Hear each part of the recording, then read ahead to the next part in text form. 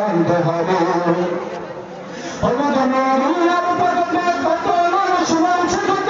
সত্য নিয়মগুলো টাকার তালে চাপা থাকে।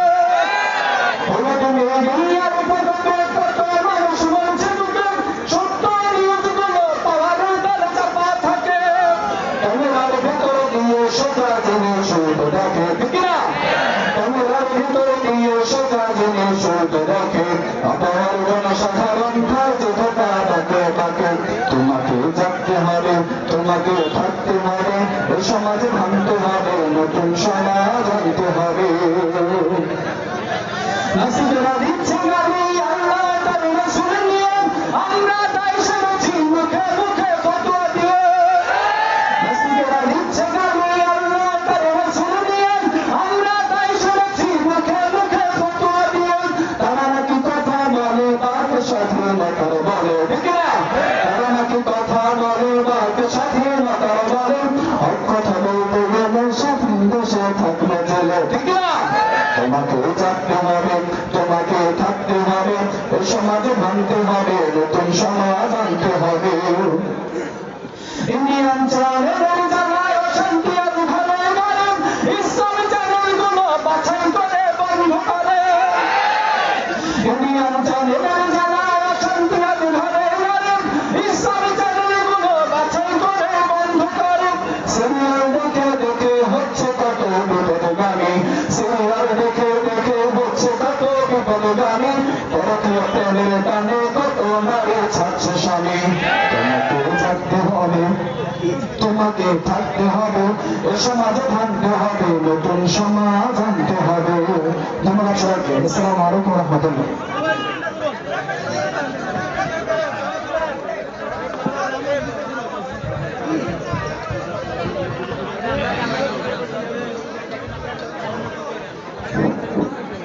আসসালামু আলাইকুম ওয়া রাহমাতুল্লাহ।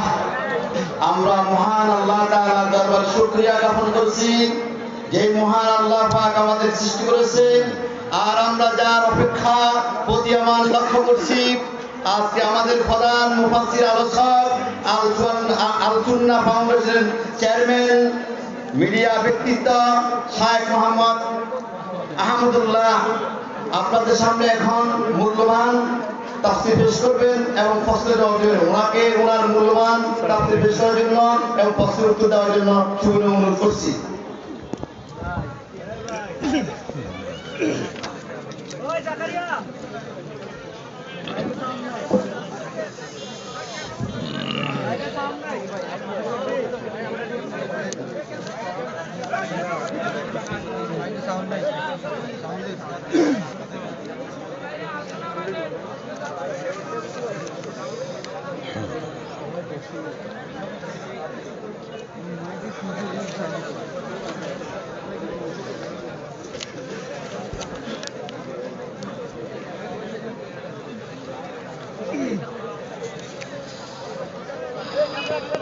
আগাবে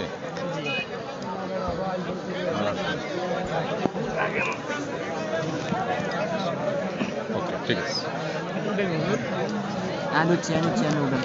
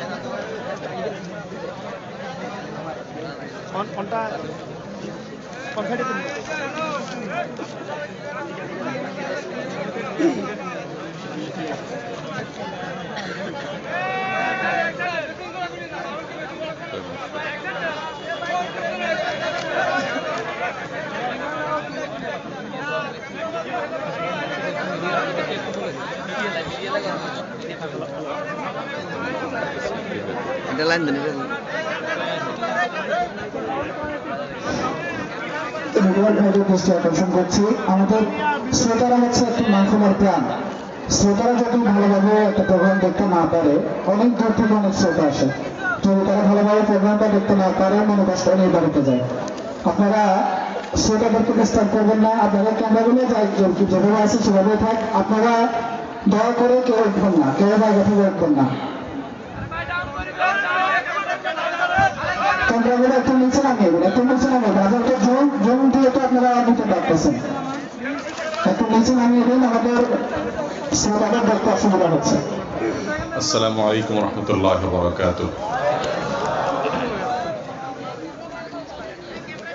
আর আসলে না, আওয়াজ তো সাউন্ড তো ভালো না।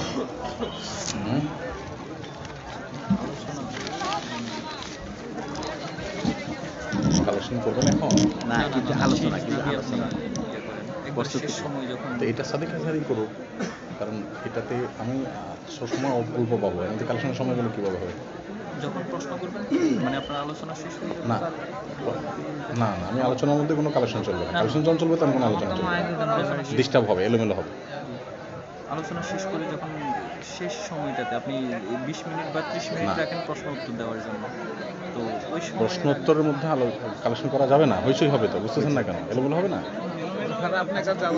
ঠিক আছে, আপনি 5 মিনিট আমাদের ব্যাকের লোক আছে এখানে ওখানে দাঁড়াই আছে। এখন বলবো শেষ করে দিই এখন পরে ওইটা এখন লোক আছে তাই তো আলহামদুলিল্লাহ। ভাই, মাহফিল কর্তৃপক্ষ অনুরোধ করেছেন যে মাহফিল স্থলের পাশেই একটা মসজিদ আছে, জীর্ণ শীর্ণ, যে মসজিদে আমরা এশার সালাত আদায় করেছি, এই মসজিদটির নির্মাণ কাজের জন্য তারা আপনাদের সহযোগিতার আবেদন করছেন। মসজিদ আল্লাহর ঘর, সেটাতে নির্মাণ কাজে অংশগ্রহণ করা এটা সাদকায়ে জারিয়া, স্থায়ী একটা সওয়াবের কাজ ইনশাআল্লাহ। মাহফিলের যে দান, এ দানটা একক সাময়িক দান, কিন্তু মসজিদের দানটা হবে স্থায়ী সাদকায়ে জারিয়া। বিধায় এই সাদকায়ে জারিয়া ফান্ডে আপনারা যার যার সাধ্য অনুযায়ী একটু দান করবেন।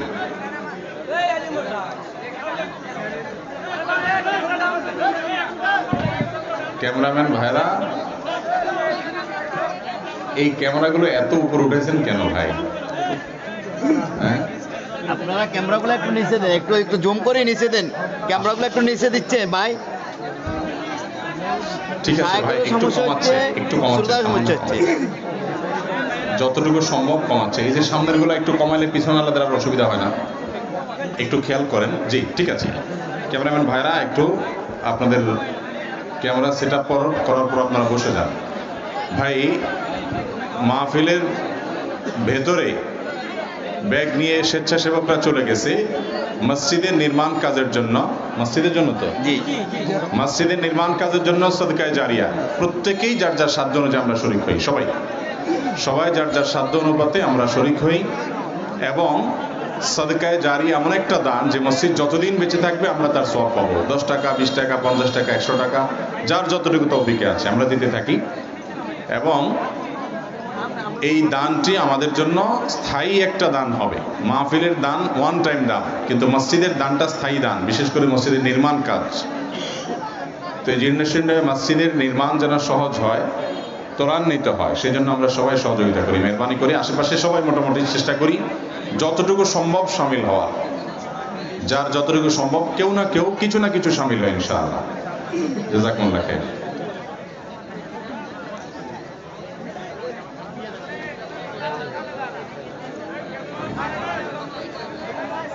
এই সাইডটা কোনো ব্যবস্থা করা যায় কিনা, একটু ডাউন করা যায় কিনা? আর কত ডাউন করবে? থাকুক, তাদেরও তো চলতে হবে।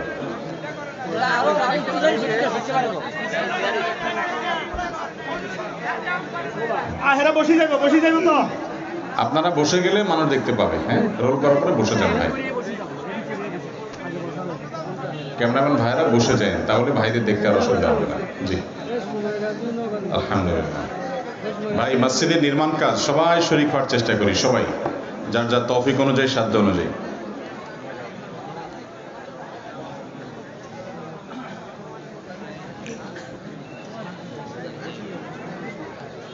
আলহামদুলিল্লাহ আলহামদুলিল্লাহ الحمد لله نحمده ونستعينه ونستغفره ونؤمن به ونتوكل عليه ونعوذ بالله من شرور أنفسنا ومن سيئات أعمالنا من يهده الله فلا مضل له ومن يضلل فلا هادي له وأشهد أن لا إله إلا الله وحده لا شريك له وأشهد أن محمدًا عبده ورسوله أرسله بالحق بشيرًا ونذيرًا وداعيًا إلى الله بإذنه وسراجًا منيرًا أما بعد فقد قال الله تبارك وتعالى في كلامه المجيد وفرقانه الحميد بعد أعوذ بالله من الشيطان الرجيم يا أيها الذين آمنوا اتقوا الله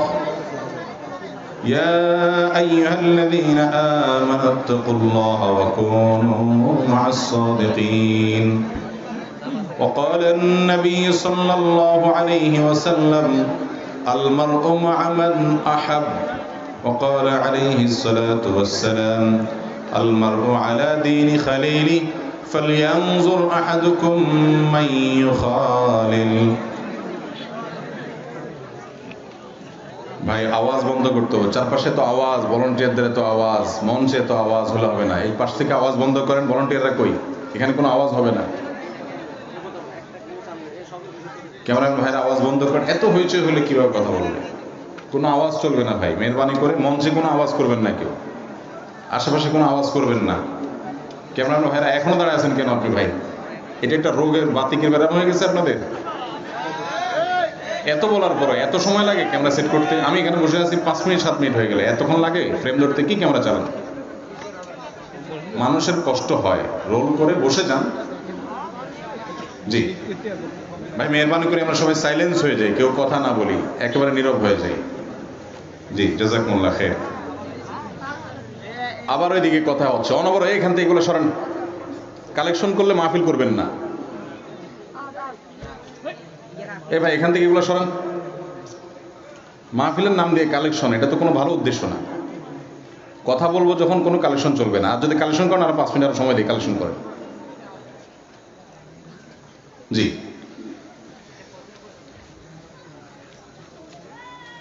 ফেনী জেলার এটা কোন থানা ভাই সোনাগাজী থানার চরসাহা ভিকারি বড় মৌলভী সাহেবের বাড়ি জামে মসজিদের উদ্যোগে আয়োজিত আজকের এই পঞ্চম তাফসীরুল কোরআন মাহফিলের সম্মানিত সভাপতি উপস্থিত অত্র এলাকার সম্মানিত উলামায়ে কেরাম এবং দূর দূরান্ত থেকে আগত আমার প্রাণপ্রিয় দিনদরদী ভাইয়েরা ও পর্দার আলের মা বোনেরা আমরা এই কোরআনের মজলিসে হাদিসের মজলিসে আল্লাহ এবং তার রাসূল সাল্লাল্লাহু আলাইহি সাল্লামের কথা শোনার জন্য আমাদের জীবনকে আলোকিত করার জন্য আমাদের নিজেদের আত্মশুদ্ধি এবং সংশোধনের জন্য জীবনকে শুধরিয়ে জাহান্নামমুখী পথ চলা থেকে রুট পরিবর্তন করে জান্নাতমুখী পথ চলার জন্য এই আয়োজনে আমরা শরীক হওয়ার সুযোগ হয়েছে সেজন্য আমরা আল্লাহ রাব্বুল আলামিনের দরবারে শুকরিয়া জানাই আলহামদুলিল্লাহ আল্লাহ রাব্বুল আলামিন যেন আলোচকদের মুখ থেকে এমন কিছু কথা বের করে দেন যেই কথাগুলো ইখলাসের সাথে বের হবে যেই কথাগুলোর মধ্যে হেদায়েত থাকবে যে কথাগুলো থাকবে কোরআন এবং হাদিসের আলোকে যেগুলো আমাদের জীবনকে পরিবর্তন করতে সহায়ক হবে আল্লাহ তাআলা আমাদেরকে সেরকম কথা আলোচনা করা আপনাদেরকে শোনা আমলের উদ্দেশ্যে শোনা জীবন পরিবর্তনের উদ্দেশ্যে শোনা নিজেকে চেঞ্জ করার উদ্দেশ্যে শোনার তৌফিক দান করুন আমিন মুহতারাম হাজরিন খুব দীর্ঘ আলোচনার সুযোগ নেই কারণ অনেকগুলো প্রশ্ন আমার হাতে আছে বিধা আমরা মোবাইল বন্ধ করেন মেহরবানি করে মোবাইল বন্ধ করেন একটা আলোচনাতে যদি এত ডিস্টার্ব হয় তাহলে কিভাবে কথা হয় ভাই আশেপাশে কোনো মোবাইল থাকলে সবাই মোবাইলগুলো সাইলেন্ট করেন মেহরবানি করে বিশেষ করে স্টেজে যারা আছেন একটু মোবাইলগুলো সাইলেন্ট করেন আল্লাহর ওয়াস্তে জি তো আমরা সংক্ষেপে একটি নির্দিষ্ট বিষয়ের উপরে কথা বলে এরপরে আপনাদের বিভিন্ন প্রশ্ন যেগুলো আপনারা করেছেন সেগুলোর উত্তরে আমরা চলে যাব ইনশাআল্লাহ মুহতারাম হাজরিন আমরা সবাই ভালো হয়ে যেতে চাই, ঠিক না ঠিক? প্রত্যেকটা মানুষকে আল্লাহ রাব্বুল আলামিন এমনভাবে সৃষ্টি করেছেন যে জন্মগতভাবে, সৃষ্টিগতভাবে আমরা সবাই ভালো মানুষই হয়ে দুনিয়াতে এসেছি। আমরা কেউ খারাপ মানুষ হয়ে দুনিয়াতে আসিনি। নবী করিম সাল্লাল্লাহু আলাইহি সাল্লাম বলেছেন, কুল্লু মাউলুদিন ইউলাদু আলাল ফিতরাহ, সকল নবজাতক শিশু জন্মগ্রহণ করে ইসলামী ফিতরাতের উপরে। ইসলামী ফিতরাত মানে হলো জন্ম থেকেই সে তার সৃষ্টিকতার অস্তিত্বকে স্বীকার করার মতো প্রকৃতি নিয়ে দুনিয়াতে সে আসে এবং আগমন করে। মানুষের প্রকৃতি হলো যে মানুষ সৎ এবং ভালো। প্রত্যেকটা মানুষ জন্মগতভাবে ফেরেশতার মতো ভালো একটা মন নিয়ে আসে। আমরা যখন শিশু হিসেবে দুনিয়াতে আসি, আমাদের মধ্যে কোনো খারাপ প্রবণতা থাকে, খারাপ চিন্তা থাকে? শিশুর মনটা থাকে সম্পূর্ণ পবিত্র। সে মনের ভিতরে কোনো নোংরামি থাকে না, কোনো হিংসা থাকে না, কোনো অহংকার থাকে না, কোনো মানুষের প্রতি শত্রুতা বিদ্বেষ থাকে না। সব কিছু থেকে তার মনকে সে পবিত্র করে, পরিচ্ছন্ন করে তারপর দুনিয়াতে সে আসে। ভাই, আশেপাশে প্রচুর শব্দ। আয়োজক কারা মাহফিলের? আমি এরকম মাহফিল তো দেখি নাই ভাই। এই যে সাইডে এত আওয়াজ, পোপা, এখানে কোনো ভলান্টিয়ার নাই? মাহফিলের এর পাশে এত আওয়াজ কেন? অনবরত হর্ন বাজাচ্ছে। এখানে একটু যারা আছেন দায়িত্বশীলরা থাকেন। আবার এদিকে অট্ট হাসি শোনা যাচ্ছে আশেপাশে। ভলান্টিয়ার যারা আছেন তারা ডানে বামে একটু খেয়াল করেন। আমরা যতক্ষণ কথা বলবো ইনশাআল্লাহ ততক্ষণ প্রয়োজনেই কথা বলার চেষ্টা করবো, কোরআন হাদিসের কথা বলার চেষ্টা করব। এটা তো ম্যাগাজিন অনুষ্ঠান না যে হাসি তামাশা করতেছি, আপনাদেরকে হাসাচ্ছি, আশপাশের মানুষ হাসুক। হাসার জিনিস না তো, নসিহতের জিনিস। সিরিয়াসলি শুনতে হবে। ভলান্টিয়ার যারা আছেন একটু এই পাশে থাকেন। অনেক ভলান্টিয়ার দেখি। কি রে ভাই, ভলান্টিয়ার এখানে দাঁড়িয়েছেন কেন? আপনি একটু সাইডে যান। আশেপাশে যারা আছে বাইকালাদেরকে হর্ন দিতে নিষেধ করেন, রিকোয়েস্ট করেন। জি, তো যেটা বলছিলাম ভাই, আমরা জন্মগতভাবে প্রত্যেকটা মানুষ মায়ের পেট থেকে ফেরেশতার মতো ভালো মানুষ হয়ে দুনিয়াতে আসি, ঠিক না বেঠিক? কোনো মানুষ জন্মগতভাবে চোর, প্রতারক, অন্যের অধিকার নষ্টকারী, আল্লাহর অবাধ্য, নাফরমান, খারাপ মানুষ হয়ে আসে দুনিয়াতে? না, আসে না। আর এই কথাটাকে নবী করিম সাল্লাল্লাহু আলাইহি সাল্লাম তার ভাষায় বলেছেন, কুল্লু মাউলুদিন ইউলাদু আলাল ফিতরাহ, প্রতিটি নবজাতক শিশু জন্মগ্রহণ করে দুনিয়াতে আসে তার প্রকৃতিগত যে বিশ্বাস এবং ঈমান আছে সেটা নিয়ে। তার প্রকৃতি থাকে এরকম যে সে ভালো মানুষ থাকে, তার মধ্যে সৃষ্টিকর্তার প্রতি কৃতজ্ঞতা বোধ থাকে। ইল্লা আন্না আবওয়াহু ইউহাউদানিহি আও ইউনাসসিরানিহি আও ইউমাজ্জিসানিহি, তবে তার বাবা মা, তার পরিবেশ, তার আশপাশটা তাকে কখনো ইহুদি বানায়, কখনো খ্রিস্টান বানায়, কখনো অগ্নিপূজক বানায়, কখনো হয়তো নাস্তিক বা অন্য কিছু বানায়।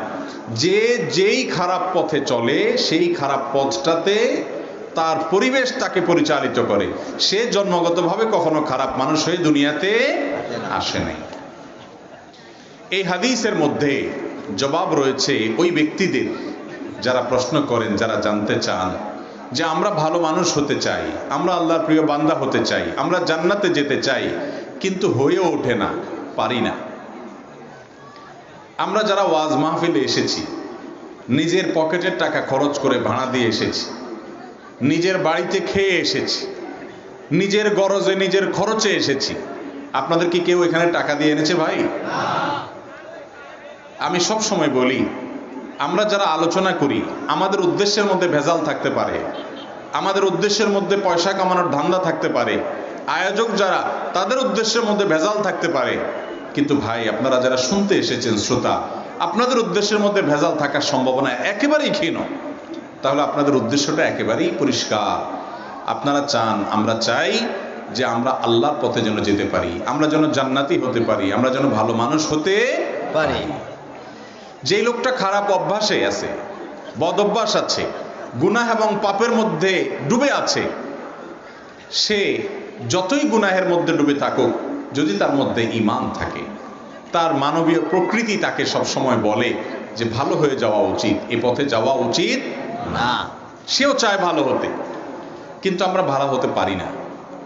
এর কারণটা কি? এর মূল কারণ হলো যে ভালো হওয়ার জন্য যা করা দরকার সেটা আমরা করতে পারি না। আমরা ভালো হতে চাই, ভালো হতে শুধু চাইলেই তো হবে না, ভালো হওয়ার মতো কাজ এবং সেই পথে আমাদেরকে চলতে হবে। আমি একটি আয়াত শুরুতে তেলাওয়াত করেছি। এই আয়াতে আল্লাহ রাব্বুল আলামিন ভালো হওয়ার পথ আমাদেরকে বাতলে দিয়েছে। সে পথটা কি? ইয়া আইয়ুহাল্লাযীনা আমানুত্তাকুল্লাহ। আল্লাহ বলেছেন, হে ঈমানদারেরা, তোমরা আল্লাহকে ভয় করো, তাকওয়া অবলম্বন করো। ওই দিনকে আমাদের ভয় করা উচিত যেদিন কোনো মানুষ কোনো মানুষের কাজে আসবে না, কোনো বাবা তার সন্তানের উপকারে আসবে না, সন্তান বাবার উপকারে আসবে না, কেউ কারোর কোনো উপকারে আসবে না। আমাদের চোখটা একদিন বন্ধ হয়ে যাবে, এই জীবন ঘড়ি একসময় থেমে যাবে, আমাদের জীবনের এই স্পন্দন একসময় থাকবে না। আমরা সবাই আল্লাহর কাছে ফিরে যেতে হবে, প্রত্যেককে আল্লাহর কাছে ফিরে যেতে হবে। সেই দিনে আল্লাহ রাব্বুল আলামিনের সামনে দাঁড়িয়ে জীবনের সব কিছুর হিসাব দিতে হবে।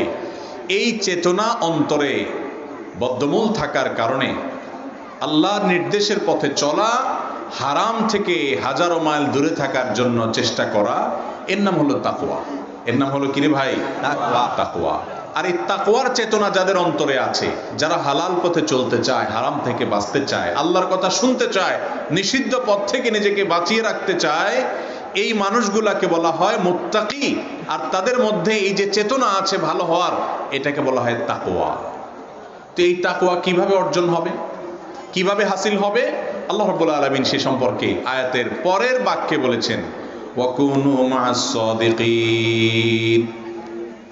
তোমরা তাকওয়া অবলম্বন করো, আল্লাহকে ভয় করো। আর এটার পদ্ধতি হলো তোমরা সত্যবাদী, নেককার, মুখলেস, মুত্তাকি, পরহেজগার এবং সত্যিকারের আল্লাহওয়ালা আব্দে সালেহ বা নেককার মানুষের সাথে থাকো। তাদের সান্নিধ্যে, তাদের সাহচর্যে, তাদের মধ্যে যত বেশি তুমি থাকবে তত বেশি তোমার মধ্যে তাকওয়া আসবে, তুমি নিজেকে মুত্তাকি করতে পারবে। আমরা অনেকেই আছি পাপ ছাড়তে চাই, কিন্তু তওবা করি আবারও পাপ হয়ে যায়, আল্লাহর কাছে মাপ চাই, লজ্জিত হই, আবারও অপরাধটা হয়ে যায়। ঠিক না ঠিক? প্রথম কথা হলো ভাইরা আমার, এর জন্য নিরাশ হলে চলবে না। কারণ আমাদের মালিক, আমাদের আল্লাহ, আমাদের পালনকর্তার একটা গুণবাচক নাম আছে গফফার। একটা গুণবাচক নাম আছে ভাই, গফফার। গফফার শব্দের অর্থ হলো যিনি বারবার মানুষকে ক্ষমা করেন, রিপিটেডলি মানুষকে ফরগিভ করেন, মাফ করেন, ক্ষমা করেন। গফফার মানে একবার মাফ করেন, তিনি গফফার নন, মহা ক্ষমাশীল, বারবার তিনি ক্ষমা করেন। অর্থাৎ বান্দা একবার তওবা ভঙ্গ হয়েছে, আল্লাহর কাছে মাফ চেয়েছে, আল্লাহ মাফ করেন। আবারও ভঙ্গ হয়ে গেছে, আবারও আল্লাহর কাছে লজ্জিত হয়ে মাফ চেয়েছে, আল্লাহ তাআলা আবারও ক্ষমা করেন। কিন্তু আল্লাহ তাআলা বারবার ক্ষমা করেন, এই কথা জানার পর কোনো মানুষ যদি ঠান্ডা মাথায় অপরাধ করে, পাপের কাজ করে, সে জানে যে আল্লাহ তাআলা তো বারবার ক্ষমা করবে, অতএব আমি তো অপরাধ করতেই থাকবো। এটা যদি কেউ করে, তাহলে এই ব্যক্তিকে আল্লাহ তাআলা বারবার ক্ষমা করবে কিনা সেটা নিয়ে সন্দেহ করার যথেষ্ট সুযোগ আছে। কারণ এটা হলো বেপরোয়া ভাবের কারণে হয়, হয়ে গেছে নিজের অজান্তে, ভুলে, কিংবা শয়তানের প্ররোচনায় প্ররোচিত হয়ে, প্রবৃত্তির তাড়নায় তাড়িত হয়ে গেছে, মন করায় ফেলছে কাজটা। যখন হুঁশ ফিরে এসেছে, ঈমানি চেতনা জাগ্রত হয়েছে, সাথে সাথে লজ্জিত হয়ে তওবা করে ক্ষমা চেয়ে আল্লাহর কাছে অনেক বেশি মাপ চেয়েছে, আর করবে না সংকল্প করেছে। তারপরও যদি আবারও কখনো শয়তান তাকে দিয়ে কাজটা করায় ফেলায়, আবার লজ্জিত হবে, এবার লজ্জিত হবে প্রথমবারের চাইতে বেশি, তওবাটা আরো বেশি লাস্টিং করে যেন সেভাবে তওবা করবে। এইভাবে সে আস্তে আস্তে ভালোর দিকে যাবে। এই ব্যক্তিকে আল্লাহ তাআলা বারবার ক্ষমা করবেন। আর যে ব্যক্তি মনে করে যে আল্লাহ তো বারবার ক্ষমা করবেনই, তিনি তো গফফারই, তো আমি করতেই থাকি, এই ব্যক্তি আল্লাহর প্রতি মূলত বেপরোয়া হয়ে আছে। কারণ আল্লাহর গুণবাচক নাম যেমন গফফার আছে, আল্লাহর গুণবাচক আরেকটা নাম আছে কাহার। কাহার মানে কি?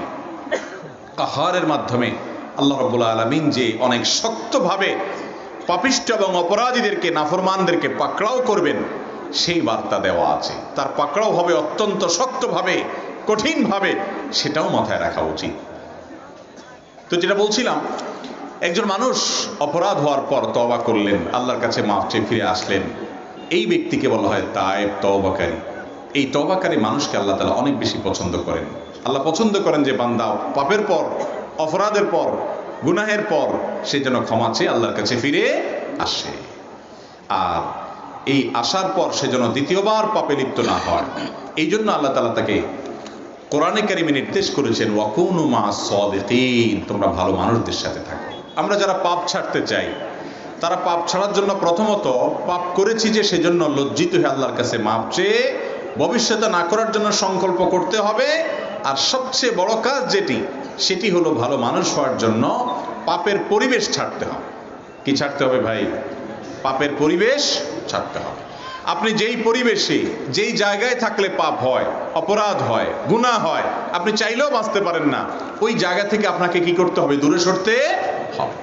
কারণ অপরাধের জায়গায় দাঁড়িয়ে থাকলে, আগুনের পাশে দাঁড়িয়ে থাকলে আগুনের ছোঁয়া লাগবে, ঠিক না? ঠিক। আগুনের পাশে যদি আপনি থাকেন তাহলে আগুনের ছোঁয়া লাগবে না? লাগবে। আগুনের ছোঁয়া থেকে বাঁচতে হলে আপনাকে আগুন থেকে দূরে সরতে হবে। এই জন্য কোরআনে কারিমে দেখবেন আল্লাহ বলেছেন, ওয়ালা তাকরাবুজ জিনা, তোমরা জিনার কাছেও যেও না, কাছেও যেও না। কেন? কারণ আল্লাহ তাআলা জানেন জিনা এমন একটা অপরাধ, এমন একটা পাপ যে এটার কাছে যদি মানুষ যায় তাহলে সেক্ষেত্রে নিজেকে সে নিয়ন্ত্রণ করতে পারবে না, ধরে রাখতে পারবে না, একসময় সে পাপে পড়ে যাবে। এই জন্য আমরা যারা ভালো হতে চাই, আমরা যারা সৎ পথে আসতে চাই, আমরা যারা আল্লাহর নেককার বান্দা হতে চাই, আমরা যারা তাদের তওবাটাকে স্ট্রং করতে চাই, আমরা যারা জান্নাতের পথে যেতে চাই, সেই মানুষগুলোর যে কাজটা করতে হবে তা হলো, এখানে কি হয়েছে? কিসের কথা? এই যে সাইডে কিসের আওয়াজ? এত অনবরত আওয়াজ এবং হইচই আশপাশে আসতেছে। কি রে ভাই, এটা কি মেলা না আওয়াজ? মেলাতে না এরকম হইচই হয়। ভলান্টিয়ার ভাইরা বারবার বলতেছি, অনবরত কথা পাশ থেকে আসতেছে। তো ভাই যেটা বলছিলাম, আল্লাহ রাব্বুল আলামিন কোরআনে হাকিমে আমাদেরকে নির্দেশ করেছেন যে আমরা ভালো মানুষ হতে চাইলে ভালো পরিবেশে যেতে হবে। বিশেষ করে ফিতনা সংকুল এই সময়, যখন চতুর্দিকে শুধু ফিতনা আর ফিতনার জোয়ার চলছে, এই টাইমটাতে ভালো মানুষ হিসাবে আমরা যদি বাঁচতে চাই, জান্নাতি পরিবেশ এবং ভালো মানুষের সোহবত, সান্নিধ্য, সাহচর্য, এটার কোনো বিকল্প হতে পারে না। ইসলামটা এসেছে ভাই সাহচর্যের মাধ্যমে। আপনি দেখুন, রাসূল করিম সাল্লাল্লাহু আলাইহি সাল্লামের সোহবত এবং সান্নিধ্যে থেকে, তার সাহচর্য থেকে সাহাবী হয়েছেন। সাহাবী শব্দের অর্থই হলো যারা সাহচর্য প্রাপ্ত, যারা সোহবত প্রাপ্ত, যারা সান্নিধ্য প্রাপ্ত। কার? নবী করিম সাল্লাল্লাহু আলাইহি সাল্লাম। সাহাবা ইকরাম থেকে তাবেঈন, তারা দ্বীন নিয়েছেন তাদের সাহচর্য থেকে। তাবেঈ থেকে তাবেঈন নিয়েছেন সাহচর্য থেকে। এই যে সাহচর্য, এই যে সান্নিধ্য, সান্নিধ্যের সৌরভ, এটার মাধ্যমে দ্বীনটা আমাদের মাঝে আসে। আজ দ্বীন শেখা অনেক সহজ হয়েছে। এটা আমাদের জন্য আল্লাহর পক্ষ থেকে নিয়ামত। অনলাইনে আমরা ভিডিও দেখে, আলোচনা শুনে, আমরা বিভিন্ন বই পুস্তক পড়ে, বিভিন্ন আর্টিকেল পড়ে আমরা দ্বীন শিখতে পারি, দ্বীন শেখার সুযোগ আমরা লাভ করি, এটা ভালো। কিন্তু এর পাশাপাশি আমাদেরকে দ্বীনের আসল এবং মূল ফ্লেভার পেতে হলে, দ্বীনের প্রতি আমাদের অবস্থানটাকে একেবারে সুদৃঢ় করে ফেলতে হলে, স্থায়ী করে ফেলতে হলে সাহচর্য এবং সান্নিধ্যের কোনো বিকল্প নাই। এই জন্য ওলামায়ে কেরাম যারা আছেন তাদেরও উচিত সাধারণ মানুষকে সময় দেওয়া, একান্তে তাদেরকে সরাসরি দার্স গ্রহণ করার দীর্ঘ সময় বা যতটুকু তৌফিক হলো তত সময় ওলামাদের সান্নিধ্যে থাকার সুযোগ করে দিতে হবে। শুধুমাত্র অনলাইন ভিত্তিক দাওয়া কার্যক্রম, এটা দিয়ে পরিপূর্ণভাবে দ্বীনের ফ্লেভার পাওয়া সম্ভব নয়। এই জন্য সোহবতটা দরকার। নবী করিম সাল্লাল্লাহু আলাইহি সাল্লাম বলেছেন, আল মারউ মা'a মান আহাব, যে ব্যক্তি কাউকে ভালোবাসে ওই ব্যক্তির সাথে তার কিয়ামত হবে। কিয়ামতের ময়দানে সে তার সাথে উঠবে, হাসর হবে তার। তিনি আরো বলেছেন, আল মারউ মা'আলা দীনি খালিলি, একজন মানুষ যদি কাউকে বন্ধু বানায়, কাউকে ভালোবাসে, তার সাথে উঠা বসা করে, তাহলে ওই ব্যক্তির যে দিনদারি, তার যে তাকওয়া, তার যে ধর্ম, কর্ম, চিন্তা, বিশ্বাস, এগুলা সবগুলো তার মধ্যে আসবে। এটাই হলো আল্লাহ তাআলার সিস্টেম, এটাই আল্লাহ তাআলার সুন্নাহ। এই জন্য নবীজি সাল্লাল্লাহু আলাইহি সাল্লাম বলেছেন ফালিয়ানজুর আহাদুকুম মান ইউখালিল, অতএব তোমাদের মধ্যে কে কার সাথে বন্ধুতা করে, কে কার সাথে উঠা বসা করে, এটা তোমরা গভীরভাবে পর্যবেক্ষণ করো, তীক্ষ্ণ দৃষ্টি রাখো, ভালো করে দেখো। আমাদের মা বাপ যারা আছেন, অভিভাবক যারা আছেন, তারা আজকাল পেরেশান। ছেলে মেয়েকে কিভাবে মানুষের মতো মানুষ রাখবেন, কিভাবে বিপদগামিতা থেকে রক্ষা করবেন। চতুর্দিকে সন্তানদের নষ্ট হওয়ার এক হিড়িক চলছে, জোয়ার চলছে, বুকে যাওয়ার প্রবণতা বেড়ে চলেছে। সন্তান দ্বারা মা বাপ আঘাতপ্রাপ্ত হন, মনোবেদনায় ভোগেন, মনের কষ্টে থাকেন, মা বাপের হক বোঝে না, মা বাপের সম্মান বোঝে না, আল্লাহর ভয় তাদের মধ্যে নেই, বিপদগামিতার দিকে চলে যায়, ভুল পথে চলে যায়। চতুর্দিকে এই যে নষ্ট হওয়ার সয়লাব চলছে, এই সময়টাতে অনেক মা বাবাই চান যে আমার সন্তানটা অন্তত ভালো মানুষ থাকুক, আল্লাহর প্রিয় বান্দা থাকুক, সৎ মানুষ হোক, ভদ্র হোক।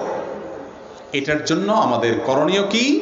মূল করণীয় হলো তাদেরকে পরিবেশ দিতে হবে, যেই পরিবেশে থেকে ভালো মানুষ সে দেখবে, ভালো মানুষদের সান্নিধ্য থাকবে।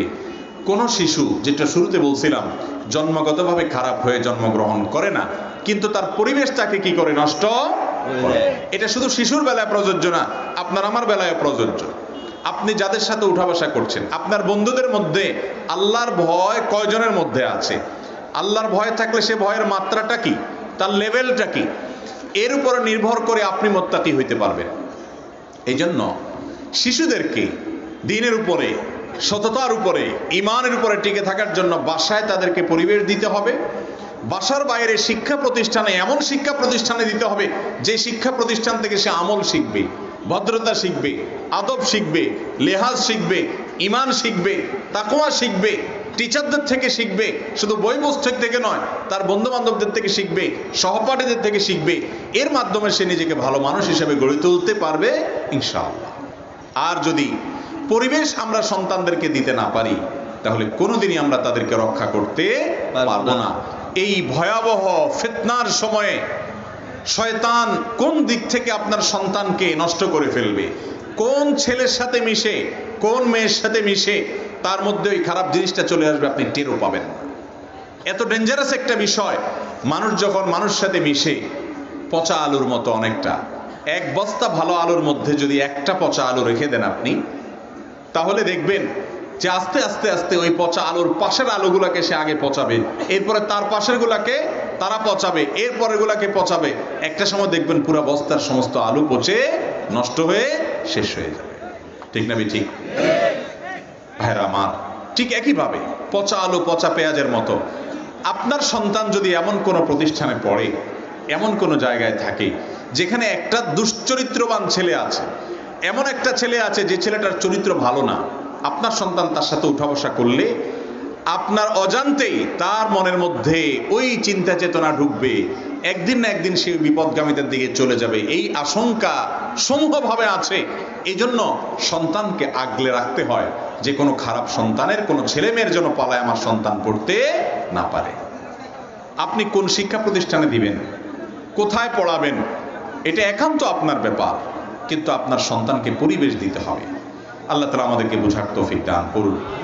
এমন পরিবারের সাথে আপনার বন্ধুতা হবে, এমন পরিবারের সাথে আপনার পারিবারিক সম্পর্ক হবে, যেই পরিবারের সন্তানদের সাথে উঠা বসা করলে ভালো কিছু শিখবে, সেখানে খারাপ কিছু শিখবে না। এমন জায়গায় বাসা বানা নিতে হবে, এমন এলাকায় থাকতে হবে যে আশেপাশে গালিগালাজ করা পোলাপাইন নাই, ঝগড়াঝাটি করা পোলাপাইন নাই, বেয়াদব পোলাপাইন নাই। থাকলে সেখান থেকে নিজের সন্তানকে সরাতে হবে। এটা আজকে কঠিন হয়ে গেছে, পরিবেশ ভালো পাওয়া খুব কঠিন, কিন্তু এরপরেও আমাদেরকে চেষ্টা চালাতে হবে। তরুণ ভাইরা যারা আছেন, তাকওয়ার উপরে চলতে চান, স্কুল কলেজে পড়েন, চোখের হেফাজত করতে চান, পারেন না।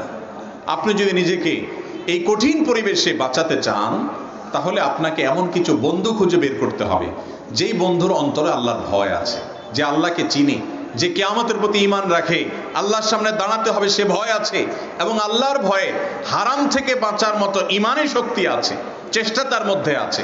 আল্লাহ তাআলা ওয়াদা করেছেন, ওয়াল্লাযীনা জাহাদু ফীনা লানাহদিয়ান্নাহুম সুবুলানা, যারা আমার পথে আসার জন্য চেষ্টা করবে, আল্লাহর পথে আসার চেষ্টা করবে, আল্লাহর রহমতের ছায়া তলে আসবে, আল্লাহর প্রিয় বান্দা হওয়ার জন্য চেষ্টাটা করবে, আল্লাহ ওয়াদা করেছেন চেষ্টাটা যদি করার মতো হয়, সাধনাটা যদি সেইভাবে হয়, লানাহদিয়ান্নাহুম সুবুলানা, আল্লাহ ওয়াদা করেছেন অবশ্যই অবশ্যই আমি সেই ব্যক্তিকে আমার দিকে আসার একটা নয় সুবুলানা বহু রাস্তা দেখিয়ে দেব। চেষ্টাটা থাকতে হবে আমাদের মধ্যে। আল্লাহ তাআলা আমাদেরকে তৌফিক দান করুন। কোরআনে কারীমে আল্লাহ রাব্বুল আলামিন বলেছেন, আল আখিল্লাউ বা'দুহুম লিবা'দিন আদুবুন ইল্লাল মুত্তাকিন।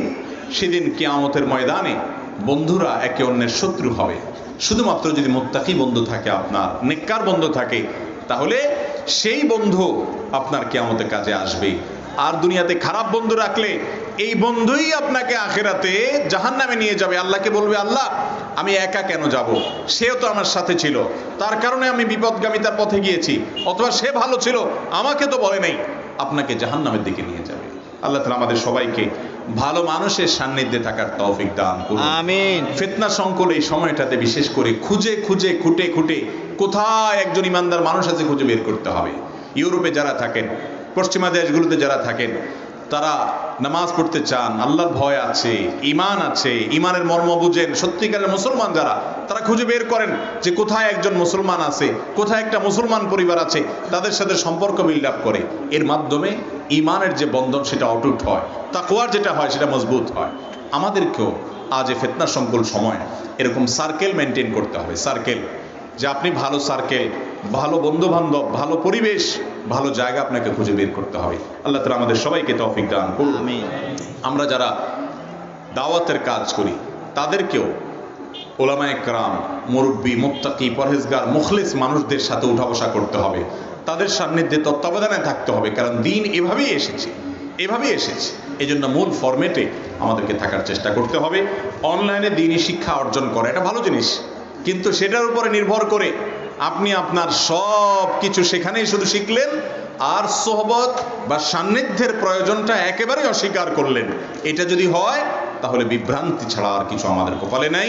এর মাধ্যমে পরিপূর্ণ দ্বীনের পথে আসা সম্ভব নয়। আল্লাহ তাআলা আমাকে আপনাকে আমাদের সবাইকে পরিপূর্ণ মুখলিস এবং মুত্তাকি এবং ভালো মানুষ হওয়ার তৌফিক দান করুন। নেককার মানুষ হওয়ার জন্য, পাপের কাজ থেকে বেঁচে থাকার জন্য, পাপের পরিবেশ থেকে সরে আসা, হারাম থেকে সরে আসার কোনো বিকল্প নাই। হারাম থেকে সরে আসার পর কিছুদিন হয়তো আপনার কষ্ট হবে, একটা সময় ঠিক হয়ে যাবে। যেমন অনেক ভাইয়েরা আছেন যারা হারাম রিলেশনে আছেন, তিনি জানেন এই রিলেশন হারাম, তিনি জানেন এই রিলেশনের কারণে আল্লাহর কাছে তিনি পাপিষ্ট হবেন, তিনি জানেন এর কারণে তার পবিত্র আনন্দ বিবাহের পর যেটা হওয়ার কথা সেখান থেকে তিনি বঞ্চিত হতে পারেন, তিনি জানেন এর কারণে আল্লাহর কাছে পাকড়াও হতে পারেন। এই আল্লাহর বান্দা, এই আল্লাহর বান্দা, সে তার এই পাপ থেকে, এই গুনাহ থেকে সে বাঁচার জন্য একমাত্র অবলম্বন এবং মূল অবলম্বন হলো পরিবেশ থেকে সরে আসতে। অনেক সময় সরে আসার পরেও মনে পড়ে, মনের ভিতরে গুনাহের ওয়াসওয়াসা হয়, গুনাহের প্রতি খায়েশ জাগ্রত হয়, কিন্তু সেটা কিছুদিন হবে। সরে আসলে এবং সম্পর্ক ছিন্ন করে ফেললে আস্তে আস্তে বেঁচে থাকা সম্ভব হবে ইনশাআল্লাহ। আল্লাহ তাআলা আমাকে আপনাকে আমাদের সবাইকে আল্লাহ তাআলার প্রিয় বান্দা ও মুখলিস মানুষ হওয়ার তৌফিক দান করুন।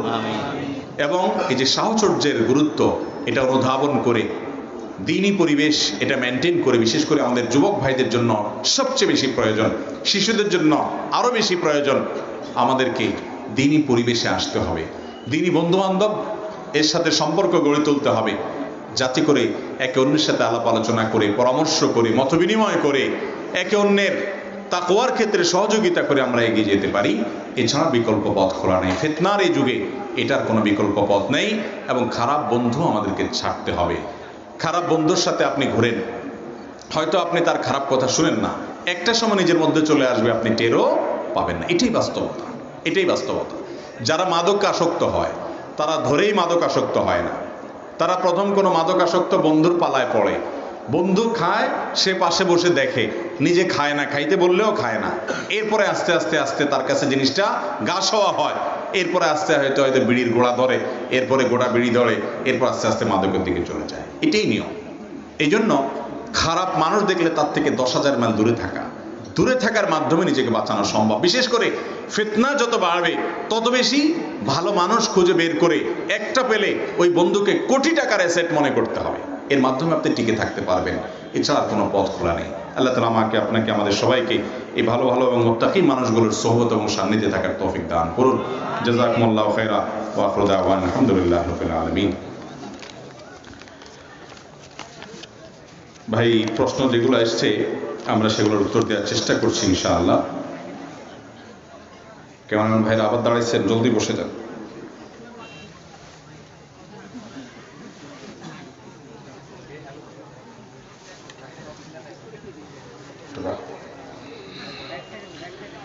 ভাই অনেকগুলো প্রশ্ন আপনাদের আগে থেকে আয়োজকরা কালেকশন করেছেন এবং সেগুলো প্রিন্ট করে নিয়ে এসছেন, মাশাআল্লাহ, ভালো। বিসমিল্লাহ। প্রথম প্রশ্ন হলো, মৃত ব্যক্তিকে দাফনের পর সকলে মিলে মৃতের মাগফিরাতের জন্য যে মোনাজাত করা হয় তা সুন্নাহ সম্মত কিনা, এতে মৃত ব্যক্তির কোনো উপকার হবে কিনা? এর উত্তর হলো যে কোনো মানুষ মারা যাওয়ার পর তার লাশ দাফন করার পর যারা দাফন কাজে অংশগ্রহণ করেছেন এই ব্যক্তিরা দাফন প্রক্রিয়া সম্পন্ন করার পর মাটি দেওয়ার পর কেবলামুখী হয়ে মৃত ব্যক্তির জন্য দোয়া করাটা সুন্নাত। নবী করিম সাল্লাল্লাহু আলাইহি সাল্লাম বলেছেন, দাফন করার পর ইস্তাগফিরু লিআখিকুম ওয়াসালু লাহু তাসবীত ফাইন্নাহু আলআন ইউসআল। যার অর্থ হলো, তোমাদের ভাইকে দাফন করা হলো, মৃত ব্যক্তিকে দাফন করা হলো, এখন তোমরা আল্লাহর কাছে তার হয়ে ক্ষমা প্রার্থনা করো, তার জন্য মাপ চাও, আর কবরে এখন সে জিজ্ঞাসাবাদের মুখোমুখি হবে। মুনকার নাকির তাকে সোয়ালের মুখোমুখি করবেন। এই সোয়াল জবাবের মুখোমুখি হলে সে যেন দুনিয়াতে যেরকম ইমানদার হিসাবে নিজেকে প্রকাশ করেছে, পরিচিত করেছে, দাবি করেছে, এখনো যেন জিজ্ঞাসাবাদে সে ইমানের উপরে অটল থাকতে পারে, সে যেন রব্বি আল্লাহ বলতে পারে মার রব্বুকার প্রশ্নের জবাবে। তো এই জন্য তোমরা তার জন্য দোয়া করো, নবী করিম সাল্লাল্লাহু আলাইহি ওয়াসাল্লাম বলেছেন। এই জন্য মৃত ব্যক্তিকে দাফন করার পর যারা দাফন কাজে অংশগ্রহণ করবেন, দাফন শেষ করার পর তার জন্য দোয়া করাটা কি সুন্নাত। কিন্তু এই সুন্নাহটা কিভাবে পালন হবে? এটার জন্য কি আমরা সবাই মিলে সম্মিলিতভাবে একজন দোয়া করব, সাথে সবাই আমিন আমিন বলবো এরকম, নাকি যার যার মতো দোয়া করব? তো এই বিষয়ে নবী করিম সাল্লাল্লাহু আলাইহি সাল্লাম থেকে স্পষ্ট করে আমরা আলাদা আলাদা করতেই হবে বা সবাই মিলে করবে এবং কোনো কথা পাওয়া যায় না। বরং হাদিসের সাধারণ নির্দেশনার উপরে সাহাবা একরামের আমল যেটা ছিল সেটা ছিল যার যার মতো দোয়া। যদি কোনো একজন আল্লাহর কাছে ওই ব্যক্তির জন্য দোয়া করে এইভাবে যে আল্লাহুম্মা ফিরলাহ, আল্লাহ আপনি তাকে ক্ষমা করুন, রাসূল সাল্লাল্লাহু আলাইহি ওয়াসাল্লাম ক্ষমা প্রার্থনা করতে বলেছেন, সেজন্য ক্ষমা করার দোয়া করলো, ওয়াসাব্বিতহু বিল কওলি সাবিত, এবং তাকে ঈমানের উপরে অটল রাখুন আল্লাহ, এরকম যদি কেউ একজন দোয়া করে, অন্যরা তার সাথে আমিন আমিন বলে, তাতে অসুবিধা নেই। এটাকে যদি আবশ্যক বানিয়ে না নেয়, এটাকে যদি সিস্টেম বানিয়ে না নেয়, এটাকে যদি আপনার এই দোয়ার একমাত্র পদ্ধতি হিসাবে ধরে না নেয়, কেউ একজন বলল তার সাথে অন্যরা আমিন বলল, অসুবিধা নেই। বাকি মূল বিষয়টা হলো এটা যার যার মতো করা। শরীয়তে যে আমলটা করার ব্যাপারে শরীয়ত কোনো নির্দিষ্ট ফরম্যাট ঠিক করে দেয় নেই, সেখানে যদি আমরা কোনো ফরম্যাট বানিয়ে নেই তাহলে সেক্ষেত্রে সেটা বেদাতে পরিগণিত হতে পারে, যদি সেভাবে আমরা সেটাকে নেই এবং গুরুত্বপূর্ণ অতটা মনে করি। এই জন্য মাইয়াতকে দাফন করার পর দোয়া করা সুন্নাত, দোয়াটা যার যার মতো হবে, আল্লাহুম্মা ফিরলাহ ওয়াসাব্বিতহু বিল কওলি সাবিত, অথবা বাংলায় আমরা বলতে পারি আল্লাহ আপনি তাকে ক্ষমা করে দিন এবং ঈমানের উপরে সওয়াল জবাবে, মুনকার নাকিরের সওয়াল জবাবে অটল থাকার তৌফিক দান করুন। এরকম দোয়া করাটা সুন্নাহ।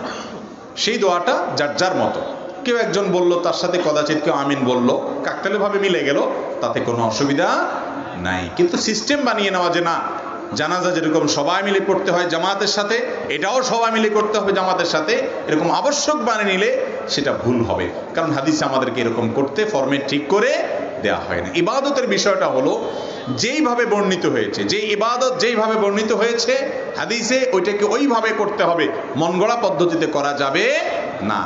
আবার কোনো ইবাদতের যদি পদ্ধতিগত বিষয়গুলোতে যথেষ্ট আপনার ছাড় রাখা থাকে, অর্থাৎ আম রাখা থাকে, নির্দিষ্ট কোনো কিছু বলা না হয়, তাহলে সেক্ষেত্রে যে কোনো পদ্ধতিতে কাকতালীয়ভাবে হয়ে যেতে পারে। কিন্তু কোনো একটাকে ফিক্স করে যদি নেই আমরা যে না এরকমই হইতে হবে, তাহলে সেটা কি হতে পারে? বেদাতের দিকে যেতে পারে। এরপরের প্রশ্ন, নতুন বাড়িঘর তৈরি করার পর কবিরাজ ডেকে বাড়ির চারপাশে বোতল স্থাপন করা হয়, শরীয়তের দৃষ্টিতে এটা সঠিক কিনা? নতুন বাড়ি নতুন ঘর, নতুন দোকান, নতুন গাড়ি, নতুন ট্রাক, বাস কেনার পর আমাদের দেশে অনেকে অনেক কাজ করি আমরা। আসলে কোরআন হাদিস আমাদেরকে কি করতে বলেছে? এর উত্তর হলো, আপনার কোনো নতুন ঘর বাড়ি, এটাতে আপনি যখন উঠবেন বিসমিল্লাহ বলে যে কোনো কিছু আপনাকে শুরু করতে হবে। অতএব নতুন ঘরে ওঠার সময় আল্লাহর নাম নিয়ে বিসমিল্লাহ পড়ে আপনাকে উঠতে হবে। অবশ্যই এটা শুধু নতুন বলে কোনো কথা নয়, পুরান ঘরেও পুরান বাড়িতেও ঢুকার সময় যতবার ঢুকবেন বিসমিল্লাহ বলেই প্রবেশ করতে হবে, তাহলে শয়তান তার সাথে প্রবেশ করতে পারবে না ওই ঘরে। এর বাইরে নতুন ঘরে ঢোকার জন্য বিশেষ কোরআনের আয়াত, বিশেষ সূরা, বিশেষ আমল, দোয়ার অনুষ্ঠান, এর কোনোটা করার ব্যাপারে শরীয়ত কোনো নির্দেশ দেয় নাই। যদি আমরা এটাকে নির্দিষ্ট করে নেই, যদি আমরা এটাকে ফিক্স করে নেই যে নতুন ঘরে উঠতে হলে এটা করা লাগে, যেমন আমাদের দেশে দেখা যায় মানুষ নতুন ঘরে উঠতে গেলে মিলাদ দেয়, এবং এটা এমন সিস্টেম হয়ে গেছে যে মিলাদ দেওয়া ছাড়া নতুন ঘরে উঠলে সবাই এটাকে দোষণীয় মনে করে, ঠিক না ভাই? ঠিক। তো এইরকম যদি হয় তাহলে সেটা হবে বিদআত। ইসলামটা হলো অনুকরণের নাম। আল্লাহ তাআলা একজন ব্যক্তিকে রাসূল হিসেবে মনোনয়ন করেছেন, মুহাম্মদুর রাসূলুল্লাহ সাল্লাল্লাহু আলাইহি ওয়াসাল্লাম। তিনি আল্লাহর পক্ষ থেকে আমাদের জন্য দূত হয়ে এসেছেন। আল্লাহর কথাগুলো কিভাবে মানতে হবে তাকে দেখে দেখে মানতে হবে, তাকে দেখে দেখে আমল করতে হবে, তাকে দেখে দেখে অনুসরণ করতে হবে। এই জন্য আল্লাহ তাআলা তাকে পাঠিয়েছেন। এই জন্য তিনি নতুন ঘরে ওঠার জন্য কোনো বিশেষ আমল যদি না বলে থাকেন, আমরা যদি সেটাকে নির্দিষ্ট করে নেই, ফিক্স করে নেই, ওইটাকে নতুন ঘরে ওঠার আমল বানিয়ে নেই, তাহলে সেটা শরীয়তের দৃষ্টিকোণ থেকে কোনো ভালো জিনিস হবে না। আপনি আপনার নতুন ঘর বিসমিল্লাহ বলে উঠে যান। আপনি যদি কোনো কিছু করেন সেটাকে যদি শরীয়তের অংশ না বানান, যেমন কথার কথা আপনি আত্মীয় স্বজন ডেকে একটু খাওয়া দাওয়া করালেন, আল্লাহর নেয়ামতের শুকর আদায় করে সবাইকে খাওয়াইলেন, খাওয়ায় তারপর উঠলেন, উঠতে পারেন। আপনি উঠার পর চিন্তা করলেন যে আমি 2 রাকাত নামাজ পড়ি, শুরু করি, প্রথম কাজ বাসায় আমি নামাজ পড়ি, তো আপনি 2 রাকাত সালাত আদায় করেন, পড়ে তারপরে থাকেন, এটা আপনার ব্যাপার। কিন্তু এটাকেও আবার যদি আপনি সিস্টেম বানিয়ে নেন যে সবাই এটা করো, এটা করতে হবে, তাহলে সেটা কি হয়? সমাজে বেদাতের দিকে চলে যায়, এবং একটা সময় মানুষ এটাকে শরীয়ত মনে করে, সুন্নাত মনে করে, করতে হবে এরকম মনে করে, এভাবে কিন্তু বেদাত সমাজে ঢুকে। কথা কি বুঝাতে পারছি? তাহলে নতুন ঘর বাড়িতে উঠার জন্য বিশেষ কোনো আমল কোরআন হাদিস থেকে শেখানো হয়নি। আমরা বিসমিল্লাহ বলে উঠে যাব, আল্লাহর কালাম তেলাওয়াতের মাধ্যমে, জিকিরের মাধ্যমে, কোনো নেকামলের মাধ্যমে আপনি শুরু করেন থাকা, সেটা আপনার ব্যাপার। কিন্তু দোয়ার জন্য লোকজন ডেকে দোয়া করায়া তুলতে হবে। বিশেষ করে প্রশ্ন যেটা তুলে বলেছেন যে বাসার চারপাশে নতুন বাড়িতে প্যারাক পুঁততে হবে, আরো অনেক কিছু করে মানুষ, তাহলে কি হবে? ক্ষয়ক্ষতি থেকে বাঁচবে। এগুলো নিছক আমাদের মন গড়া কথাবার্তা, এগুলোর জন্য শরীয়ত কোনো নির্দেশ আমাদেরকে দেয় নাই। এগুলোকে আমরা সিস্টেম বানিয়ে নেওয়া ভুল হবে। আল্লাহর নামে বিসমিল্লাহ বলে শুরু করবে। একটা কথা আমাদের খুব ভালো রূপে জানা দরকার, আপনার বাড়িটাকে হালাল টাকায় তৈরি করা নাকি হারাম টাকায় তৈরি করা, এটা হলো গুরুত্বপূর্ণ। কোন হুজুর দোয়া করে দিল, উঠার সময় দোয়ার অনুষ্ঠান হইলো কি হইলো না, প্যারাক 4টা কাটছেন না 8টা কাটছেন না, আদৌ কাটার দরকার আছে কিনা, এটা না। মূল বিষয়টা হলো যে আপনার এই ঘরটা যদি হালাল উপার্জনে হয়, আপনার গাড়িটা আপনি হুজুর ডেকে হুজুরদেরকে উপরে বসায় কোরআন শরীফ পড়ান, আছে না নেই? কোরআন তেলাওয়াত করা 10 জন মিলে ট্রাকের ছাদে, যাতে করে এই গাড়ি অ্যাক্সিডেন্ট থেকে রক্ষা হয়। আরে ভাই, অ্যাক্সিডেন্ট থেকে রক্ষার জন্য, বিপদ থেকে রক্ষার জন্য যে আল্লাহর কাছে আশ্রয় প্রার্থনা করবেন, এটা যদি 2 নম্বর টাকা দিয়ে করেন, তো আল্লাহর সাহায্য তো আপনি এমনিই পাবেন না। হুজুর দোয়া করলে কি লাভ হবে? কথা বুঝেন নাই? বাকি হ্যাঁ, ওই যে বললাম যে আপনি শুরুতে কারো দোয়া চাইলেন, কেউ দোয়া করলো, এটাকে আপনি সুন্নাহ মনে করলেন না, সিস্টেম বানালেন না, হতে পারে। কিন্তু আজকাল আমাদের দেশে সিস্টেম বানিয়ে নেওয়া হয়েছে। আপনার নতুন বাড়ি, এটাতে উঠার জন্য বিশেষ কোনো আমল, দোয়া হাদিসে শেখানো হয় না। বিসমিল্লাহ বলে উঠে যাবেন এবং কাজ করবেন। যাই হোক, এরপরে প্রশ্ন হলো, জামাতে নামাজ পড়ার সময় যদি অর্ধ রাকাত না পাই, পরে অর্ধ রাকাত পূরণের জন্য একবার সালাম ফেরানোর পর দাঁড়াবো নাকি 2 বার সালাম ফেরানোর পর দাঁড়াবো? অর্ধ রাকাত আবার কেমনে পায়? রাকাত পাইলে একটা ফুল পাবেন, আর না হলে বাকিটা কাউন্ট হবে না। অর্ধ রাকাত পাওয়ার তো কোনো সিস্টেম নেই। ইমাম সাহেবকে যদি আপনি রুকুতে পান, রুকুতে যাইয়া ইমাম সাহেবকে ধরতে পারেন, তাহলে ওই রাকাত পেয়ে গেছেন, ফুল রাকাত পেয়ে গেছেন। আর যদি রুকুতে না পান, তাহলে সেক্ষেত্রে আপনি সিজদা গেলেন, রুকু থেকে উঠার পরে ইমাম সাহেব তারপরে যুক্ত হলেন, তাহলে ওই রাকাতে সিজদা করলে সিজদার সওয়াব পাবেন, রুকু থেকে উঠে দাঁড়ানোর পরে যুক্ত হলে তো এটা সওয়াব পাবেন। কিন্তু ওই সময়ে ঢোকার কারণে ওই রাকাতটা আপনি পান নাই। অতএব আধা রাকাত পাওয়ার কোনো সিস্টেম নাই। নাই। পাইলে ফুল রাকাত পাবেন, আর না হলে পুরো রাকাতই কাউন্টেবল হবে না, গণ্য হবে না। এখন কথা হলো, এক রাকাত মিস হোক আর দুই রাকাত মিস হোক বা আধা রাকাত মিস হোক, মূল প্রশ্ন হলো ইমাম সাহেব একদিকে সালাম ফেরানোর পরে দাঁড়াবো নাকি দুই দিকে সালাম ফেরানোর পরে দাঁড়াবো? এর উত্তর হলো ইমাম সাহেব দোনো দিকে সালাম ফেরানোর পর আরো পারলে একটু অপেক্ষা করে তারপরে দাঁড়াবেন। আমাদের তো আজকাল এমন ব্যস্ততা যে ইমাম সাহেবের সাথে জামাতে নামাজ পড়লে ওই বেচারা এক দুই রাকাত যদি ছুটে থাকে, মাসবুক হয়ে থাকে, ইমাম সাহেব আসসালাম মুখ দিয়ে বের হইতে না হইতে আমরা দাঁড়ায় যাই। আমরা খুব অ্যাক্টিভ আল্লাহর ইবাদতের জন্য, মাশাআল্লাহ, তাই না? যে ইবাদতের প্রতি আগ্রহ এত বেশি যে ইমাম সাহেব আসসালাম বলার সাথে সাথে আমরা দাঁড়ায় যাচ্ছি, সুবহানাল্লাহ।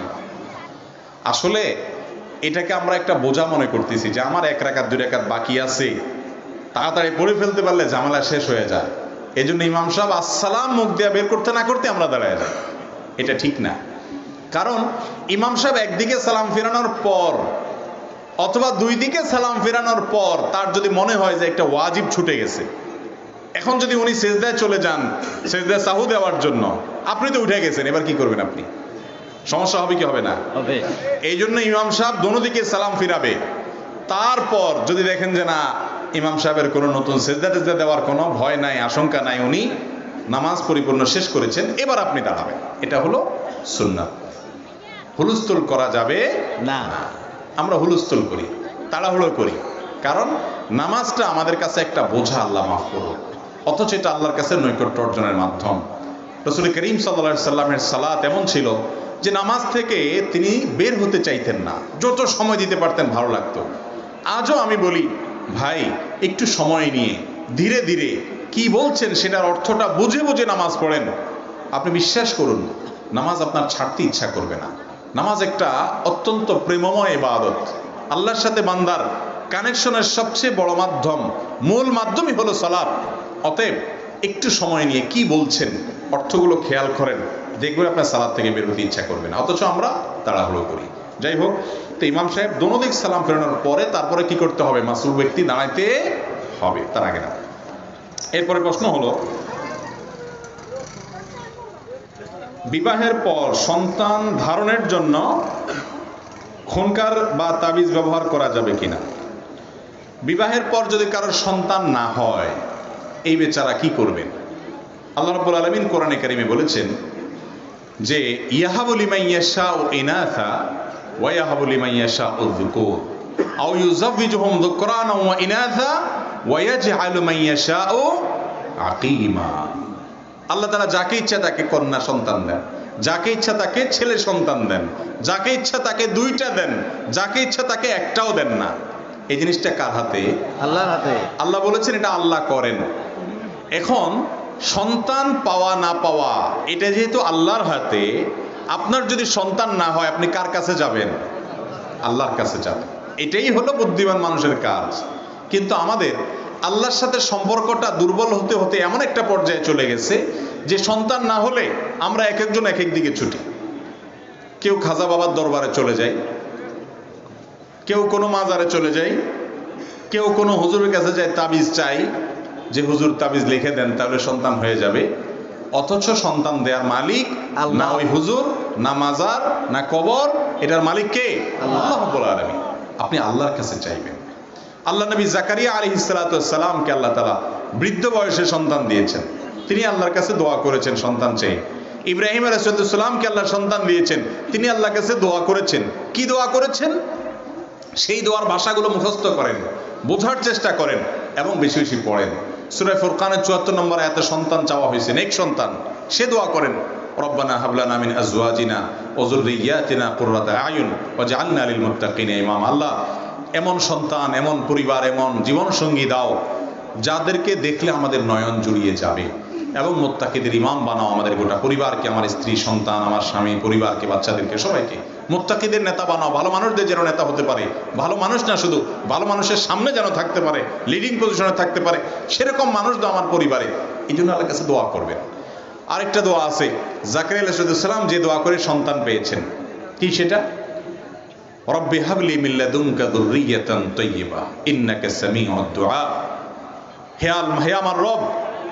তুমি আমাকে তোমার তরফ থেকে এমন সন্তান দাও যে সন্তান নেককার হবে, ভালো মানুষ হবে। কারণ আপনি দোয়া শ্রবণকারী, বান্দার দোয়া আপনি মঞ্জুরকারী, আপনি কবুলকারী।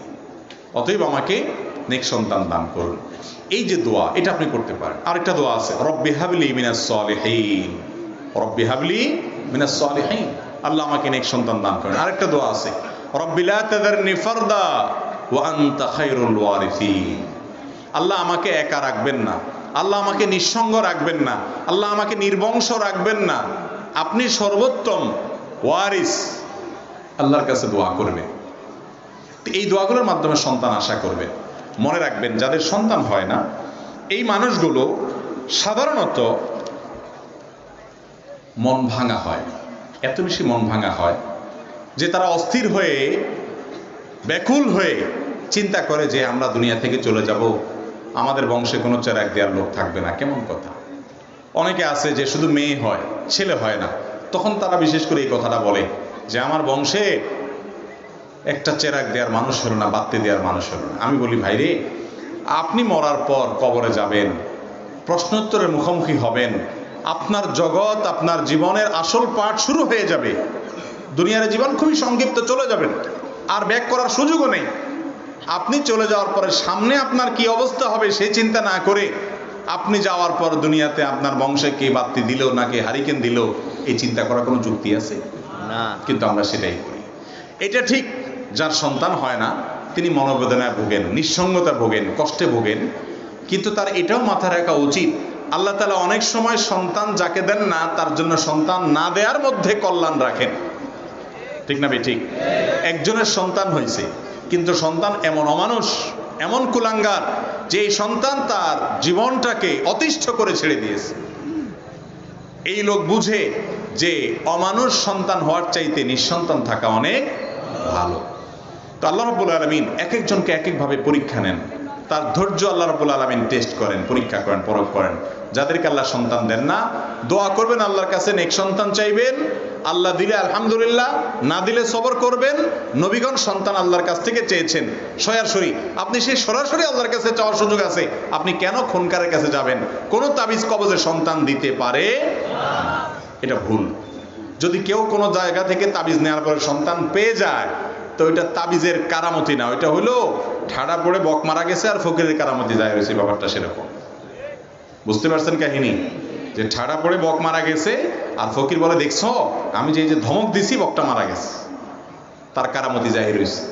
কাকতালীয় ভাবে এই সমস্ত সন্তান হওয়ার জন্য, নিঃসন্তান এবং আপনার এই বন্ধাত্ব দূর করার জন্য তাবিজ কবজ নয়, দোয়া করতে হবে কার কাছে? আল্লাহর কাছে। আল্লাহ তাআলা শ্রেষ্ঠ সন্তান দানকারী, তিনিই দিবেন, তিনি একমাত্র সন্তান দানকারী, এবং দোয়া দরুদের পাশাপাশি সাদকা ইত্যাদি করতে পারেন। আল্লাহ তাআলা আমাদের আমলের তৌফিক দান করুন। এরপরে প্রশ্ন হলো, কাওয়ালি গাওয়া বা শোনা এটা কি ইসলামে জায়েজ? কাওয়ালিতে কি করা হয় ভাই? কাওয়ালি হলো সাধারণ যে গানগুলো আছে সেগুলোর সাথে এটার পার্থক্য হলো, এটার নাম দেওয়া হয় ইসলামিক গান, অর্থাৎ সেখানে হয়তো কিছু জিকির, কিছু আল্লাহর কথা, কিছু ভালো, কিছু মন্দ, কিছু শিরকি কথার মিশেল থাকে। এই কথাগুলোর মধ্যে আবার বাদ্যযন্ত্রের সংযুক্তি থাকে, ঢোল তবলা ইত্যাদি থাকে। এই কাওয়ালিগুলো অনেক সময় গজলও আছে এই নামে, হয়তো কথামালার ভিতরে খারাপ কিছু আছে বা নাই, কিন্তু তার সাথে বাদ্যযন্ত্রের কি আছে? সংমিশ্রণ আছে। এইরকম গান, সেটার নাম আপনি কাওয়ালি দেন, অথবা সেটার নাম আপনি ব্যান্ড সঙ্গীত দেন, বা সেটার নাম অন্য কোনো নাম দেন, সেটা ইসলামী শরীয়তের দৃষ্টিকোণ থেকে জায়েজ নয়, হারাম। ইসলামের ইতিহাসের যত বড় মনীষী এসেছেন, চার মাযহাবের চার প্রসিদ্ধ ইমাম সহ আরো যত ইমামগণ ছিলেন, ইমাম বুখারী রাহিমাহুল্লাহ থেকে নিয়ে বড় বড় হাদিসের ইমাম, ফিকহের ইমাম, সমস্ত ইমামগণের ব্যাপারে একমত যে বাদ্যযন্ত্রের ব্যবহার সংযোগে যে গান শোনা হয়, সে গান গাওয়া, শোনা, এর উভয়টি ইসলামী শরীয়তের দৃষ্টিকোণ থেকে কি? হারাম। এই হারাম কাজটাকে শয়তান আমাদের অনেক মুসলমান ভাইদের কাছে হালাল করে বিভিন্ন ফ্লেভার দিয়া, বিভিন্ন খোঁড়া যুক্তি দিয়া। তার ভিতরে একটা হলো এই কাওয়ালি। বলে যে আল্লাহর কথাই তো বলে, জিকিরই তো করে, জিকিরের তালে তালে শুধু একটু নাচে আর গায়, একটু পাগলামি মাতলামি করে, এই তো। ভাইরা আমার, যদি কাওয়ালি গাওয়া, কাওয়ালি শোনাটা ইবাদত হতো, তাহলে মুহাম্মদুর রাসূলুল্লাহ সাল্লাল্লাহু আলাইহি সাল্লাম কাওয়ালি গাইতেন, কাওয়ালি করতেন, ঠিক না ভাই? ঠিক। দিন কোন জোশের নাম না যে কাওয়ালি শুনতে শুনতে আমার ভিতরে একটা ভাব চলে আসে, আমার ভিতরে একটা জোশ চলে আসে, একটা অবস্থা তৈরি হয়, এই হাল তৈরির নাম না দিন। দিন হলো কোরআন এবং হাদিসকে অনুসরণ করার নাম। আল্লাহ কি বলেছেন, তার রাসূল সাল্লাল্লাহু আলাইহি সাল্লাম কিভাবে করতে বলেছেন, কিভাবে করেছেন, এটা মানার নাম হলো কি? ইসলাম।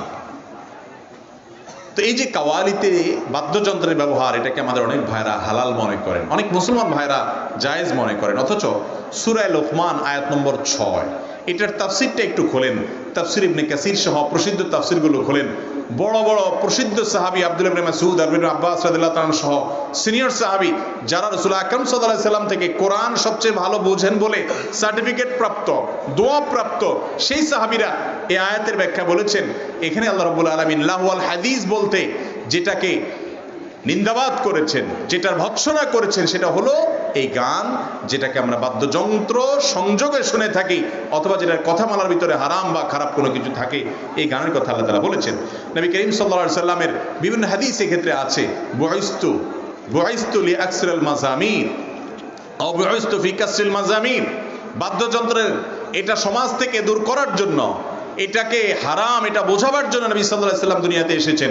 সহিহ বুখারীর হাদিস, তিনি বলেছেন লা ইয়াতিয়ান্না আকওয়ামুন, একটা সময় আসবে যে সমাজে কিছু মানুষ বের হবে, ইস্তাহিল্লুনাল হিররা ওয়াল হারির ওয়াল খামরা ওয়াল মাআজিফ, চারটা জিনিসকে তারা হারাম জিনিসকে হালাল মনে করবে। তার একটা হলো জিনা। এখন নাম হয়েছে রিলেশন, রিলেশনের নাম হয়েছে, জি, রিলেশনের নামে জিনা হালাল। এটা অনেক মানুষ এটাকে দোষণীয় মনে করে না, অনেক মানুষ এটাকে হারাম মনে করে না, কিয়ামতের আলামত। এবং মাদক, এটা একসময় আস্তে আস্তে ইজি হতে হতে মানুষের কাছে এটা পানির মতো হয়ে যাবে।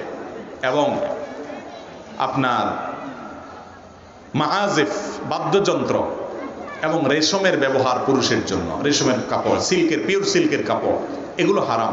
এই যে বাদ্যযন্ত্র, নবী সাল্লাল্লাহু আলাইহি সাল্লাম বলেছেন এটা হারাম, অথচ এটাকে মানুষ হালাল মনে করবে একটা সময়, তার মানে কি? তার মানে শরীয়তে হারাম। অন্য একটা হাদিস মাওকুফ সূত্রে বিশুদ্ধভাবে বর্ণিত আব্দুল্লাহ ইবনে মাসউদ রাদিয়াল্লাহু তাআলা থেকে, তিনি বলেছেন আল গিনা ইউমবিতুন নিফাকা ফিল কলব কামা ইউমবিতুল মাউ আয-যারআ, পানি যেরকম সবুজ শ্যামল ফসলকে উৎপন্ন করে, গান বাদ্যযন্ত্রের এগুলো মানুষ শুনতে শুনতে এগুলোর মাধ্যমে তার অন্তরে ঈমান সরে গিয়ে মুনাফিকির চাষাবাদ হয়। এই জন্য গান বাদ্যযন্ত্র যারা শুনে, এগুলো শুনতে শুনতে শুনতে শুনতে একটা পর্যায়ে ঈমান এত ভোঁতা হয়, সে চাইলেও ঈমানের দিকে আর আসতে পারে না। এভাবে নবী করিম সাল্লাল্লাহু আলাইহি সাল্লামের অসংখ্য হাদিস আছে, যে হাদিসগুলোকে একত্র করলে দেখা যায় যে বাদ্যযন্ত্রের ব্যবহার জায়েজ না। অতএব কাওয়ালি বা অন্য কোনো নামে, সামান নামে যদি কোনো গান গাওয়া হয়, সে গানের কথামালাতে যাই থাকুক, বাদ্যযন্ত্রের সংযুক্তি হলে সেটা জায়েজ হবে না। আর বেশিরভাগ কাওয়ালি, সামা, এগুলাতে এমন সব কথামালা থাকে যেগুলো আল্লাহর শানে যায় না, শিরকপূর্ণ কথা। সবচেয়ে বড় বিষয় হলো যারা এগুলো গায় করে, তাদের ব্যক্তি জীবনে ইসলামের কোনো সিটা ফোটাও সচরাচর দেখা যায় না। এগুলোর ইসলামের নেক্সুরতে ধোকা। নেক্সুরতে কিরে ভাই ধোকা। আপনি মুসলমান, আপনি ইত্তেবা করবেন কোরআন এবং হাদিসের, আপনি ইত্তেবা করবেন আল্লাহ এবং তার রাসূলের। তাদের মধ্যে এগুলো ছিল কিনা নাই, তাহলে এটা আপনার কাছে ইবাদত হতে পারে না, এটা হারাম যদি সেখানে বাদ্যযন্ত্রের ব্যবহার থেকে থাকে। কিয়ামতের আগে সবচেয়ে বড় ভয়ের বিষয় হলো হারামটাকে হালাল মনে করা। হারামটাকে কি মনে করা ভাই? একজনে গান শুনে, সে জানে এটা হারাম, সে মিউজিক শুনে, সে জানে এটা হারাম। হারাম জানার কারণে একটা সময় তওবা করে সে ফিরে আসতে পারে, এই সম্ভাবনা আছে। সে এক সময় হয়তো এগুলো ছেড়ে দিবে ইনশাআল্লাহ, এবং আল্লাহ তার পেছনেগুলো মাফও করে দিতে পারেন। কিন্তু যে এটাকে হালাল মনে করে, সে তো কখনো তওবার নসিবই হবে না। যার কারণে এই হারাম কাজটা করতে করতেই দুনিয়া থেকে সে যাওয়ার আশঙ্কা আছে। এই জন্য এই ব্যাপারে খুব বেশি সাবধান থাকতে হবে। আল্লাহ তাআলা আমাদেরকে বোঝার তৌফিক দান করুন। এরপরে প্রশ্ন হলো, আমার বাবা বিদেশে মারা যান এবং ওখান থেকে আমরা কিছু টাকা পাই, ওই টাকা বৈধ কিনা? জি, বিদেশে কোনো মানুষ মারা যাওয়ার পর, কোনো প্রবাসী মারা যাওয়ার পর বাংলাদেশ সরকারের তরফ থেকে যদি কোনো প্রণোদনা, ভর্তুকি দেওয়া হয় ওই মৃত ব্যক্তির ওয়ারিসদেরকে, পরিবারদেরকে, অথবা যেই দেশে মারা গেছে সেই দেশে যে মালিকের অধীনে কাজ করেছেন, সে কফিল, মালিক, কোম্পানি, তারা যদি ওই মৃত ব্যক্তির পরিবারকে কোনো টাকা পয়সা দেয়, সেটা পরিবারের জন্য নেওয়া সম্পূর্ণ হালাল। কারণ এটা ওই ব্যক্তির প্রতি সিম্প্যাথির জায়গা থেকে তারা দিয়েছে, হাদিয়া উপঢৌকন। এমনকি মালিক অমুসলিমও যদি হয় এবং সে যদি টাকা পয়সা দেয়, তার পরিবারের জন্য সিম্প্যাথি থেকে বা এরকম কোনো সিস্টেম থাকে তারা দেয়, সেটা নেওয়াতে কোনো অসুবিধা নাই। যদি কেউ অ্যাক্সিডেন্টে মারা যায়, আমাদের দেশে তো মানুষের জীবনের মূল্য নাই। এক এক অ্যাক্সিডেন্টে শত শত মানুষ মারা যাচ্ছে, 5,000 টাকা করে লাশ দাফন করার জন্য দিয়ে পার করে দিচ্ছে। অথচ একটা মানুষ মারা যাওয়ার মাধ্যমে একটা পরিবার চিরতরে অন্ধকারের দিকে হারিয়ে যায়। তাদের উপার্জনক্ষম ব্যক্তি হারানোর ফলে তারা সারা জীবনের জন্য পঙ্গু হয়ে যায়, কঠিন একটা বিপদের মুখে পড়ে। এই মানুষটার মৃত্যু যদি কোনো অ্যাক্সিডেন্টে হয়, ইসলাম বলে ওই মৃত্যুর জন্য দায় কোনো না কোনো ব্যক্তিকে নিতেই হবে। ওই ব্যক্তি মারা যাবে কোনো অ্যাক্সিডেন্টে, কোনো বাস চাপা দিয়ে মারবে, কোনো লঞ্চ দুর্ঘটনা মারা যাবে, কোনো ট্রেন দুর্ঘটনা মারা যাবে, আর বিমান দুর্ঘটনা মারা যাবে, বা যেভাবে হোক মারা যাবে, কোনো ওয়ালের নিচে চাপা পড়ে মারা যাবে, আর কেউ দায়িত্ব নেবে না, এটা কোনো সভ্য সমাজে হতে পারে না। অবশ্যই এর জন্য কারো না কারো দায় আছে। বেশ কিছুদিন আগে পত্রিকার নিউজে দেখেছি যে একটা বাচ্চা বাবার সাথে হেঁটে যাচ্ছে, ওয়াল ধসে পড়ে গেছে, পুরাতন ওয়াল। এই যে ওয়াল ধসে বাচ্চার উপরে পড়ে গেছে, বাচ্চা তার নিচে পড়ে শেষ হয়ে গেছে। একটা বাপ তার ছোট সন্তানকে সাথে নিয়ে যাচ্ছে, বাপের সামনে সন্তানের উপর ওয়ালটা পড়ে সন্তানটা হারায় গেল, মারা গেল। কারোর কোনো দায় নাই, কেউ দায় নিবে না।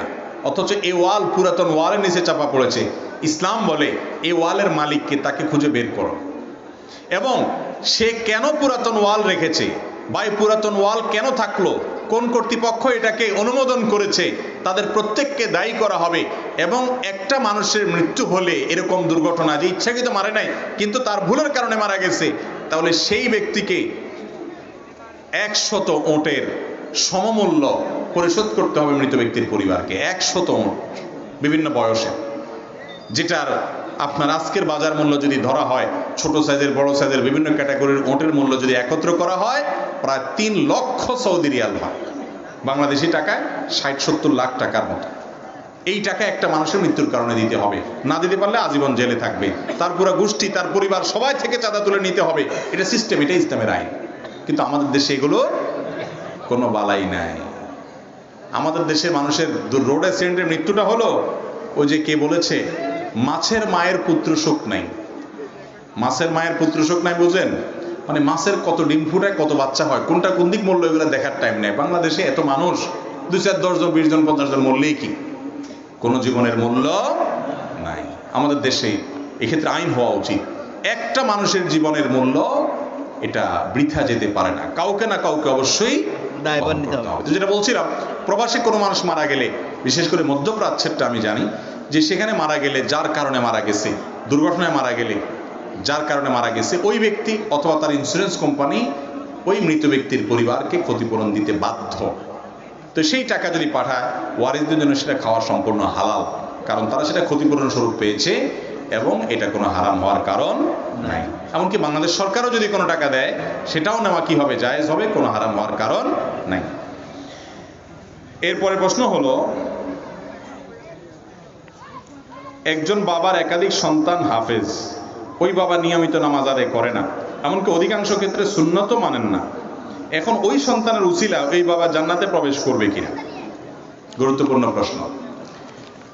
আমরা অনেকে জানি যে কোনো সন্তান হাফেজ হলে কিয়ামতের ময়দানে তার বাপের কি ফজিলত হবে? নূরের টুপি পরাবে, তাই না? তার মানে সে জান্নাতে চলে যাবে ওই সন্তানের সুপারিশ। এই জাতীয় হাদিসগুলো বলার ক্ষেত্রে আমরা ব্যাখ্যা সহকারে না বলার কারণে, বুঝায় না বলার কারণে মানুষ ভুল বুঝে, মনে করে যে ছেলে মাদ্রাসায় দিয়ে দিয়েছি, হাফেজ বানায় ফেলছি, আমার তো আর কিছুর দরকার নাই, এই ছেলে আমাকে পার করে নিয়ে যাবে। আসলে কি তাই? আপনার বেসিক যখন ঠিক থাকবে, আপনার ইমান ফরজ কাজগুলো ঠিক থাকবে, এইটা একটা বাহানা, এটা একটা ওসিলা, এটা একটা মাধ্যম হতে পারে। এই ব্যাপারে মুস্তাদরাক হাকিমে হাদিস আসছে এবং মুসনাদে আহমদে হাদিস বর্ণিত হয়েছে। নবী করিম সাল্লাল্লাহু আলাইহি ওয়াসাল্লাম বলেছেন, মান কারা আল কোরআন ওয়া তাআল্লামা ওয়া আমিলা বিমা ফিহি, যে ব্যক্তি কোরআন পড়ে, কোরআন শিখে এবং সেই অনুযায়ী আমল করে। এখানে একটা বিরাট ভুল তথ্য আমাদের মধ্যে প্রচারিত হয়, সেটা হলো হাফেজ হলেই তার বাপ জান্নাতে যাবে এবং পুরস্কার পাবে। না, এটা আমাদের দেশে হাফেজ হওয়া বলতে যেটা আমরা বুঝি যে 30 পারা কোরআন মুখস্থ পড়তে পারে, শুধুমাত্র এটা হলেই তার বাপে পুরস্কার পাবে না। এটার জন্য ফজিলত, বাপের যে পুরস্কারের কথা বলা হয়েছে, সম্মানিত হওয়ার কথা বলা হয়েছে, এই ফজিলত এটার জন্য না। তাহলে কোনটার জন্য? কোরআন পড়ছে, কোরআন অনুযায়ী আমল করছে। আমল করতে হলে কোরআন অনুযায়ী বুঝতে হবে। তার মানে কোরআন পড়ার পর, হেফজ করার পর তার অর্থ বুঝছে, আলেম হয়েছে এবং সেই অনুযায়ী আমল করছে। এরকম যখন নেক সন্তান হবে তখন ওই সন্তানকে আল্লাহ রাব্বুল আলামিন কিয়ামতের ময়দানে হাদিস অনুযায়ী ওই ব্যক্তিকে নূরের টুপি পরাবেন, যেটার আলো সূর্যের চাইতে অনেক বেশি হবে, এবং তার বাবাকে আল্লাহ রাব্বুল আলামিন সম্মানের পোশাক পরাবেন। এটুকু হাদিসে আসছে। কিন্তু বাপ নিজেরটা যদি ঠিক না রাখে, পোলাপান মাদ্রাসা পড়ায় কি হবে না? লাভ হবে না। নিজেরটা আগে ঠিক রেখে, এটা একটা উসিলা, সাইড, আপনার মাধ্যম এবং আপনার সহযোগিতা হবে। কিন্তু নিজের মূলটাই যদি ঠিক না রাখে, তাহলে এই সমস্ত মাধ্যম দিয়ে তার কাজে আসবে না। আমি গত কয়েকদিন আগে বোধহয় কোন জায়গা থেকে এসে এক রেল স্টেশনে নামছি। নামার পরে ফজরের ওয়াক্ত আর 25 মিনিট আছে, খুব তাড়াহুড়া করে যাব। তো এক সিএনজি আলা বলে, ভাই আমার সিএনজিতে উঠেন। খুব জোরাজোরি করলো, বুঝলাম সে আমাকে দেখে চিনে, মহব্বত করে, ভক্ত। উঠলাম তার সিএনজি। তো এক মসজিদের সামনে দাঁড়াইছে, আর 10-15 মিনিট আছে সূর্য ওঠার। আমরা তাড়াতাড়ি করে উজু আগেই করা ছিল, 2 জন ছিলাম, আমরা ফজরের নামাজটা পড়ে নিলাম। আমি নামাজ পড়ে বের হয়ে দেখি বেচারা সিএনজির সামনে ততক্ষণ সূর্য ওঠার আর 2-3 মিনিট বাকি আছে, হয়তো শেষ টাইম। দেখি যে মোবাইলে আমার ওয়াজ বের করে সেই মানে হাই ভলিউম দিয়ে সে শুনতেছে, মানে আমাকে জানাইতেছে যে আমি আপনার ওয়াজ শুনি সবসময়। তো আমি বললাম, ভাই ফজর নামাজ পড়লেন না? তো দেখি আমতা আমতা করতেছে। পরে ভাড়া দিতে গেলাম, না হুজুর ভাড়া নেবো না। কেন ভাড়া নেবেন না? হুজুর আপনার ওয়াজ শুনি সবসময়। আমার 2 ছেলে মাদ্রাসায় পড়ে, সে অনেক লম্বা ফজিলত শুনাইল তার। তাই আমি বললাম, আপনার ছেলে 2টা মাদ্রাসা পড়ে, আপনি আমার ওয়াজ শুনেন, তা আমার ফজর নামাজ পড়া যে ফরজ, এই ওয়াজ শুনেন না আপনি? এই ভক্তির কি মানে আছে? ওই যে সন্তান 2টা মাদ্রাসা পড়ে আর হুজুরের ভক্তি করছে, অতএব জান্নাত পার হয়ে যাবে। আলেমদের মহব্বত করলে তাদের সাথে কিয়ামতে থাকবে, হাসরে তাদের সাথে থাকবে, জান্নাতে তাদের সাথে চলে যাবে। এরকম শর্টকাট হিসাব করে ভাই জান্নাতে যেতে পারবেন না। নিজের আমল নিজের ঠিক থাকতে হবে। এরপরে পারিপার্শ্বিক বিভিন্ন আমলের উসিলা আপনি ধরতে পারেন। আল্লাহ তাআলা আমাদেরকে বোঝার তৌফিক দান করুন। এরপরে প্রশ্ন হলো, আমার নাম আইয়ুব আলী, কাতার প্রবাসী। আমি প্রবাসে থাকা অবস্থায় আমার জমানো সকল অর্থ দিয়ে আমার মায়ের নামে আমানত হিসেবে জমি ক্রয় করি। কথা ছিল আমি দেশে আসলে উক্ত জমি আমার নামে নিয়ে নিব। এখন আমার বাবা বাধা হয়ে দাঁড়িয়েছেন। বাবা বলতেছেন আমার অন্য ভাইয়েরা সে জমির ভাগ পাবে। এর সমাধান কি? হয়তো আমার বাবাও এই মাহফিলে উপস্থিত আছে। বাহ, মাশাআল্লাহ। এই ভাই কাতার প্রবাসী, ওনার প্রশ্নটা খুব গুরুত্বপূর্ণ। আমি সব সময় আমাদের প্রবাসী ভাইদেরকে একটা কথা বলি, ভাই আল্লাহর ওয়াস্তে দুনিয়া করার ক্ষেত্রে একটু চোখ কান খোলা করে করবেন। যদি না করেন বেশি ভালো শাস্তে যাবেন। লেনদেন করতে হয় একেবারে ক্লিয়ার কাট। তাআমালু কাল আজানিব ওয়া তাআশারু কাল আকারিব। আরবিতে একটা প্রবাদ আছে, টাকা পয়সার লেনদেন করার সময় বাপের সাথে করতেছো না বউয়ের সাথে করতেছো না ভাইয়ের সাথে করতেছো, এসব হিসাব মাথায় রাখবা না। মনে করবা যে অচেনা মানুষের সাথে করতেছো, সেভাবে করবা, তাহলে সম্পর্ক ভালো থাকবে। আর এমনি আচার আচরণ করার ক্ষেত্রে অচেনা মানুষের সাথেও আচার আচরণ এরকম করবা যেন তোমার আপনজন, সে ব্যবহারটা সেরকম করবা। এটাই ইসলামের নির্দেশ। কিন্তু আমরা কি করি? মহব্বতের চোটে, অতিভক্তির চোটে, অতিভক্তি কখনো ভালো না। অতিভক্তির চোটে বিশেষ করে প্রবাসী ভাইরা দেখে বিদেশে যাওয়ার পরে সব টাকা পয়সা বাপের নামে পাঠায়, সব টাকা পয়সা মায়ের নামে পাঠায়, সব টাকা পয়সা ভাইয়ের নামে পাঠায়, দোস্তের নামে পাঠায়, এমনকি বউয়ের নামে পাঠায়। এরপরে দেখা যায় টাকা মোটামুটি যখন গোলায় অনেকগুলা হয়, বাপের জমি কেনার সময় নিজের নামে কিনে। এবার পোলাপান যেগুলা দেশে চা দোকানে পয়সা টোটো করে ঘুরে বেড়াইছে, জমির ভাই ওইগুলো পায় পয়সা পয়সা অটো। ঠিক না বেঠিক? আবার বইয়ের যা দেখা যায়, সব বউ তো একরকম না। কিছু কিছু মহিলা আছে যে টাকা পয়সা অনেক হওয়ার পরে চিন্তা করে এই বেটার ঘর করার তো প্রযুক্তি নেই, এতগুলো পয়সা হয়ে গেছে, আমি তো এখন জগৎটা দেখতে পারি, টাকা নিয়ে আছে না না এগুলা ভাইয়ের নামে টাকা পাঠায়। প্রবাসীরা একটু বেচারা সহজ সরলই হয়। বিদেশে থাকতে থাকতে দেশের মানুষের চিটারি বাটপারি এগুলো ভুলে যায়। আমি জাপানে গেছি, আমাদের জাপানি প্রবাসী ভাই বলে, ভাই দেশে থাকতে কত মিথ্যা কথা বলছি, কত বাটপারে চিটারি করছি, এখানে অনেক বছর থাকতে থাকতে থাকতে চিটারি বাটপাড়ি একদম ভুলেই গেছি আমরা, কারণ এখানে নাই এগুলা। তো প্রবাসী বেচারারা ওই প্রবাসে দেশীয় যে চিটারি বাটপাড়ি আছে এগুলা না দেখতে না দেখতে বেচারারা ভুলে যায়, যাই একটা বড় ভুল করে কি, সব টাকা পয়সা একজনের নামে পাঠায়।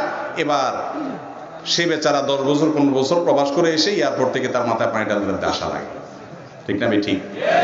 এটা আপনার নিজের ভুলের কারণে আপনি বিপদে পড়েছেন। আপনাকে ভুল করতে কে বলেছে? ভালো করে শুনেন প্রবাসী ভাইয়েরা, আপনি বিদেশ যাওয়ার সময় আপনার বাবা জমি বিক্রি করে ভিসার টাকা দিছে, আপনার ভাইয়ে দিছে, আপনার বোনে দিছে, আপনার স্ত্রী গহনা বিক্রি করে দিছে। যেই দেখ, আপনার কর্তব্য হলো ইনকাম করার পর সর্বপ্রথম এই টাকা যে দিছে তার টাকাটা পরিশোধ করায় দেওয়া। আপনার বাবা দিছে 5 লাখ টাকা দিয়ে বিদেশ পাঠাইছে, আপনি 5 লাখ টাকা কামায়া বাবাকে দিয়ে দিলেন, বাবা আপনি আমারে 5 লাখ দিয়েছেন বিদেশে আসতে, 5 লাখ বুঝে পাইছেন, আলহামদুলিল্লাহ, দেন আসো। এই 5 লাখ টাকা আমার ভাই বোন সবার অধিকার আছে, যেহেতু এটা আপনার টাকা। বাবার সন্তান হিসেবে শুধু আমি 5 লাখ পাই না, তারাও পায়। তো ঠিক আছে, এই 5 লাখ থেকে আপনি জমি কিনে এবার সবাইকে সমান ভারে ভাগ দিয়ে, আমারও ভাগ আছে। এটা হলো লেনদেন ক্লিয়ার। এরপরে আমি যে টাকাটা কামাবো সেই টাকাটা প্রবাসীর উচিত তার নিজের অ্যাকাউন্টে রাখা, তার নিজের নিয়ন্ত্রণে রাখা। সেখান থেকে বাপ মাকে তাদের খরচের টাকা দিবেন, যা লাগে তা দিবেন, সাধ্যে আছে, আল্লাহ আপনাকে তৌফিক দিছে, তারা যেন ভালোভাবে চলতে পারে দিবেন। ভাই বোনকে তাদেরটা দিবেন, ভাই বোন যাইতে পারে না, পারলে তাদেরকে নিয়ে যান, পারলে তাদেরকে হেল্প করেন, এটা নৈতিক দায়িত্ব। আপনাকে প্রথম বাপে পাঠাইছে, এখন অন্যদের হাত ধরে টানান, এটা আপনার কর্তব্য, আপনি করেন। কিন্তু যত কামাই করবেন সব একজনের নামে দিয়ে দিবেন, এরপরে যখন সব ধরা খাবেন জিব্বা কামড়ায়া, এরপরে আমার কাছে এই যে মাসালা জিজ্ঞেস করবেন, তাতে সমাধান হবে না। আপনার বাপ যদি এখানে থেকে থাকে, চাচা মিয়ার না আমি আজকে বুঝাই নিলাম, কিন্তু কয়জন চাচারা আমি বুঝাইতে পাবো? ঠিক না? ঠিক। বাবারা যারা আছেন, মায়েরা যারা আছেন, প্রবাসী সন্তানের টাকা পাইয়া আপনি জমি কিনছেন আপনার নামে, এরপরে বলতেছেন ছেলে মেয়ে সবাইকে আপনি ভাগ দিবেন। পরিষ্কার করে শুনে রাখেন, এটা হারাম। আপনি বাবা হিসাবে সন্তানের টাকা আত্মসাৎ করলেন, আপনি হারাম খাইলেন। কেন? কারণ এই সম্পদটা সে কামাই করেছে, তার ভাইয়েরা কামাই করে নাই, বোনেরা কামাই করে নাই। ভাইয়ের উচিত বোনদেরকে ভাইদেরকে খেয়াল করা, হাদিয়া তোফা দেওয়া, উপকার করা, পুঁজি দেওয়া, বিদেশ নেওয়ার চেষ্টা করা, সেটা আরেক জিনিস। আপনি জবরদস্তি তার কামাই করা টাকা দিয়ে জমি কিনে এবার সব ছেলে মেয়েরে ভাগ দিবেন, তারা তো কামাই করে নাই, কিসের ভিত্তিতে তারা ভাগ পাবে? এটা হারাম। কিন্তু অনেক মা বাপ এই হারাম কাজটা করে টের পায় না, মনে করতেছেন ছেলেরটাই তো, আমারটাই তো, আমারটাই তো, ছেলেরটাই তো। না, অ্যাকাউন্ট প্রত্যেকের আলাদা আলাদা। এক সন্তানের সম্পদ আপনি অন্য সন্তানকে দিয়ে দিবেন, এই অধিকার ইসলাম আপনাকে দেয় নাই। আল্লাহ তাআলা কোরআনে কারীমে বলেছেন, লা তাকুলু আমওয়ালাকুম বাইনাকুম বিল বাতিল, অন্যায়ভাবে একে অন্যের সম্পদ খাইও না, তোমরা ভোগ করো না। এটা খাওয়া মানে আগুন ঢুকানো। বাবা মারা এই পাপটা থেকে বেঁচে থাকবেন যাদের ছেলেমেয়েরা প্রবাসে আছেন। আর প্রবাসীদের কর্তব্য হলো এই ভুলটা না করা, সব বাপের নামে দিবেন না। এটাতে মুশকিল হলো আমাদের বাপ মারা তো বেবুঝা বেশিরভাগ, তারা মনে কষ্ট পাবে, বলবে যে ছেলে বিদেশ যায়া এখন আমাদেরকে ভুলে গেছে, যার কারণে সে এখন নিজের নামে সব কিছু করতেছে। এই ভুলটা বাপ মারা বুঝে কি বুঝে না? এই ভুলটা বুঝলেও বুঝুক, এক সময় তারা ঠিকটা বুঝবে। আপনাকে যদি তারা ভুল বুঝে, তার জন্য আপনার গুনাহ হবে না। আপনি নিজে ঠিক আছেন কিনা সেটা দেখেন। ইসলাম আপনাকে বলে নাই সব কামাই করে দিয়ে দাও। একটা হাদিসের ভুল ব্যাখ্যা অনেকে দেয়, আনতা ওয়া মালুকা লিয়াবিক, হাদিসে আসছে তুমি এবং তোমার সম্পদ সব তোমার বাপের। এর মানে এই না যে তোমার সন্তান, তোমার সম্পদ সবকিছুর মালিক বাপ, না। রাসূল সাল্লাল্লাহু আলাইহি ওয়াসাল্লাম আনতা ওয়া মালুকা, তোমার সম্পদ, তার মানে মালিক তুমি। তোমার বাপের মানে হলো তোমার বাপ সেখান থেকে খরচের টাকা নিতে পারে, সে রাইট, অধিকার তার আছে। এর বেশি সবগুলো তিনি নেওয়ার অধিকার নাই। যেন প্রবাসীরা এই ভুলটা করবেন না। জমি নিজের নামে কিনবেন, অ্যাকাউন্ট নিজেরটাতে রাখবেন, আর যাকে যা দেয়া দরকার সেটা দিবেন। সব দিয়া এরপর আপনি ধরা খাবেন, এই বোকামি করা উচিত নয়। এরপরে প্রশ্ন হলো, আমি প্রবাসে থাকি, নামাজের সময় বেশিরভাগ ডিউটিতে থাকি, তাই জামাতে নামাজ আদায় করতে পারি না, কিন্তু অফিসে নিজে নিজে নামাজ আদায় করি, এতে আমার কোনো সমস্যা হবে কিনা? দেখুন, যারা প্রবাসে থাকেন কিংবা দেশে থাকেন, এমন কোনো ডিউটি যদি করেন ডিউটির কারণে আপনি নামাজ পড়তে পারেন না, অথবা জামাতে আপনি নিয়মিত নামাজ পড়তে পারেন না, এই ডিউটি পরিবর্তন করা আপনার জন্য ওয়াজিব। কারণ একজন মুসলমানের জীবনে নামাজের চাইতে গুরুত্বপূর্ণ কোনো বিষয়। আপনার জীবন রক্ষা করা যেরকম ফরজ, নামাজ পড়াটা সেরকম ফরজ। একটা ছোট্ট এক্সাম্পল দিই। আপনাকে আমি একটা চাকরির অফার করলাম, বললাম ভাই একটা চাকরি দেব, 1 লাখ টাকা বেতন পাবেন, কি করতে হবে? ডিউটির সময় নিঃশ্বাসটা বন্ধ করে রাখতে হবে। আপনি চাকরি করবেন? আরে আমার জীবনে যদি না থাকে তোমার এই টাকা দিয়ে কি করবো? ঠিক না ঠিক? একজন মুসলমান নামাজটাকে সেরকম গুরুত্বপূর্ণ মনে করতে হবে যে আমার নামাজে যদি পড়তে না পারি তাহলে তো আমার ইমান নিয়ে টানাটানি হবে জীবনের মতো। তাহলে আমার চাকরি দিয়ে কি হবে? এই চাকরি পরিবর্তন করতে হবে, কম বেতনের হোক, কম সুবিধার হোক, প্রয়োজনে ছেড়ে চলে আসা হোক, আমাকে আসতে হবে। রিজিকের মালিক আল্লাহ তাআলা। আল্লাহ তাআলা না খাওয়ায় মারবেন না। কুকুর শুকুরকে যদি আল্লাহ খাওয়ান, আল্লাহর প্রতি অবিশ্বাসী কাফেরকে যদি আল্লাহ খাওয়ান, তো আপনি একজন বিশ্বাসী বান্দা, আল্লাহ না খাওয়ায় মারবেন না। এই বিশ্বাস আল্লাহর প্রতি থাকতে হবে। এরপরে প্রশ্ন হলো, বিয়ের অনুষ্ঠানে নতুন জামাই শ্বশুরবাড়ির লোকদেরকে, হুজুর ও মুরব্বীদেরকে টাকা দিতে হয়, ইসলামের দৃষ্টিতে এটা কেমন কাজ? ভাইরা, শ্বশুর বাড়িতে নতুন জামাই বিয়ের অনুষ্ঠানে দেখা যায় যে ওই শ্বশুর বাড়ির যত হুজুর আছে, মসজিদের মুয়াজ্জিন আছে, আশপাশে আলেম ওলামা আছে, মুরব্বী আছে, সবাইকে চাঁদা দিতে হয়। আপনাদের এলাকায় আছে এগুলা? শুধু সেটা না, আমি কোন কোন এলাকায় গেছি, দেখছি যে জামাইকে বলা হয় যে আমাদের মসজিদ আছে একটা, আরেকটা আছে পাশেরটা, মসজিদেও টাকা দিতে হবে। এগুলো তো চাঁদাবাজি। জামাই বেটার বিয়ে করতে গেছে, শরীয়ত তাকে এক জায়গায় খরচ করতে বলছে, সেটা কি? স্ত্রীর মহর। এটা তাকে দিতে হবে। এছাড়া আর কোনো খরচের বাধ্যবাধকতা তার উপর, মহরটা তাকে দিতে হবে। আরেকটা খরচ আছে, সেটা তার সাধ্যে থাকলে করবে, না থাকলে না, সেটা হলো অলিমা, সবাইকে দাওয়াত দিয়ে খাওয়াবে। এই দুইটা তার খরচ আছে। এবার আপনি কি করলেন? আপনার শালাশালি কতগুলারে লাগাই দিয়া, গেট একটা লাগাইয়া এবার সেখানে চাঁদাবাজি করলেন, টাকার বান্ডিল বাইর করে, নাহলে যেতে দেব না। যাক, এটা তো বিনোদনের নামে হয়, হাসি মজাকের নামে হয়। এটা যে দেয় সেও অনেক সময় খুশি মনেই দেয়, মজা করে দেয়, পোলা পানবে, এটা তো এক জিনিস। কিন্তু আপনি ঠান্ডা মাথায় মুরব্বীরা বিয়ের অনুষ্ঠানে বেচারারে বলতেছেন, এই যে উনি ওনারে মুসাফা করো, তার মানে টাকা দাও, এই যে ওনাকে দাও, ওনাকে দাও। আমি দেখছি অনেক শ্বশুর দেখাই দেয়। আমার কাছে মনে হয়েছে এই কতগুলা ভিক্ষুক নিয়ে আসছে, এই ভিক্ষুকগুলোরা ভিক্ষা দেওয়ার জন্য জামাইকে বলতেছে, বাবা ওনারে ভিক্ষা দাও, ওনারে ভিক্ষা দাও, ওনারে ভিক্ষা দাও। এটা একটা সামাজিক অনাচার, সামাজিক অনাচার। ভালো করে শুনে রাখেন, নবী করিম সাল্লাল্লাহু আলাইহি ওয়াসাল্লাম বলেছেন, লা ইয়াহিল্লু মাল ইমরিইন মুসলিমিন ইল্লা বিতিবি নাফসি। কোন মুসলমানের মাল, কারোর টাকা আপনি তার মনের সন্তুষ্টি ছাড়া আপনি ভোগ করতে পারেন না। জামাইয়ের টাকা কি এত উপচে পড়তেছে যে চিনে না শুনে না শ্বশুরবাড়ির কোথাকার কে আসছে, এরে দিবে, এরে দিবে, এরে দিবে, চতুর্দিকে শুধু টাকা ছিটাবে। এত টাকা তো কামড়ায় নাই তার, ঠিক না ঠিক? এইটা দিতে বাধ্য হচ্ছে বেচারা, কারণ ওই যে বিয়ের অনুষ্ঠান, শ্বশুর বলছে, না দিলে আবার বিয়ে ভেঙে যায়, কোন ঝামেলা হয়। আবার মসজিদের জন্য টাকা আপনার লাগবে, তো মসজিদের জন্য টাকা আপনি জামাইকে বাধ্য করতেছেন যে বিয়ে হবে, আমাদের এলাকা মসজিদে টাকা দিতে হবে, মুয়াজ্জিন সাহেব দিতে হবে, খাদেম সাহেব দিতে হবে। এলাকা বিয়ে হলে ইমাম মুয়াজ্জিনদের পোয়া 12, ঠিক না ঠিক? এগুলো অন্যায়, এবং এত বড় অন্যায়, এগুলোকে আমরা অন্যায় মনে করি না, এটা হারাম। অন্যায় ভাবে ওই জামাইয়ের সম্পদ আপনি আত্মসাৎ করতেছেন। আমি কি বুঝাইতে পারতেছি? এই ব্যাপারে মুরব্বীদের দায়িত্বশীল হতে হবে। আল্লাহর ওয়াস্তে সমাজকে অনাচার মুক্ত করেন। নতুন জামাই আসছে, শ্বশুরবাড়ির মসজিদে দেখতে গেছে, তার যদি টাকা পয়সা থাকে, সে যদি সম্পদশালী হয়, আপনারা তার কাছে দাওয়াত পেশ করতে পারেন যে আমাদের মসজিদে নির্মাণ কাজ চলছে বাবা। সেটা তো অবশ্যই প্রথম দিন মেহমান হয়ে বেচারা আসছে, সেই দিনই আপনি রসিদ বানিয়ে দাঁড়ায় থাকবেন। এরকম ডাকাতি মার্কা চাঁদাবাজি তো হওয়ার কোনো প্রশ্ন উঠতে পারে না। আস্তে আস্তে জামাই বাবাজি পূরণ হয়েছে, আপনি জামাই বাবাজির কাছে মসজিদের জন্য বললেন, বলতে পারেন, এটা ভালো কাজের জন্য বললেন, বলতে পারেন, এটা তার ইচ্ছার উপর নির্ভর করবে। কিন্তু না, সবাই মিলে বসে চাঁদাবাজি করবেন। আমি নিজে এরকম কয়েকটা বিয়েতে ছিলাম, প্রতিবাদ করছি আমি, কে কার কথা শুনে। যদি জামাইয়ের পক্ষ হয়ে আসেন আপনি, আর আপনি মাসালা বলেন যেটা জায়েজ নাই, বলবে মৌলবীরে পয়সা করে দিয়ে আনছে আগের থেকে। তো আমাদের এই সমস্ত অনাচার দূর করা লাগবে না? আল্লাহ তাআলা আমাদেরকে বুঝার তৌফিক দান করুন। আমরা এই সমস্ত সামাজিক পাপ এবং অনাচার, এগুলো থেকে বেঁচে থাকার চেষ্টা করতে হবে ইনশাআল্লাহ। বর্তমানে ছেলে মেয়ে যে টাইট পোশাক পরে, আর মেয়েরা, ছেলেরা টাইট পোশাক পরে আর মেয়েরা স্কিন টাইট বোরকা পরে, এটা শরীয়ত সম্মত কিনা? ভাই, এটার উত্তরতে আসলে কোনো আলেম দেওয়ার দরকার নাই, এটা বোঝার জন্য পণ্ডিত হওয়ার দরকার নাই। শরীয়ত আমাদেরকে শালীন পোশাকে থাকতে বলেছে, ইসলাম আমাদেরকে ভদ্র পোশাকে থাকতে বলেছে। একজন মেয়ের যদি শরীরের অঙ্গভঙ্গি, শরীরের বিভিন্ন অঙ্গ প্রত্যঙ্গ ফুটে উঠে এবং আকৃষ্ট করে অন্যের দৃষ্টিকে, তো সেটার জন্যই তো পর্দা।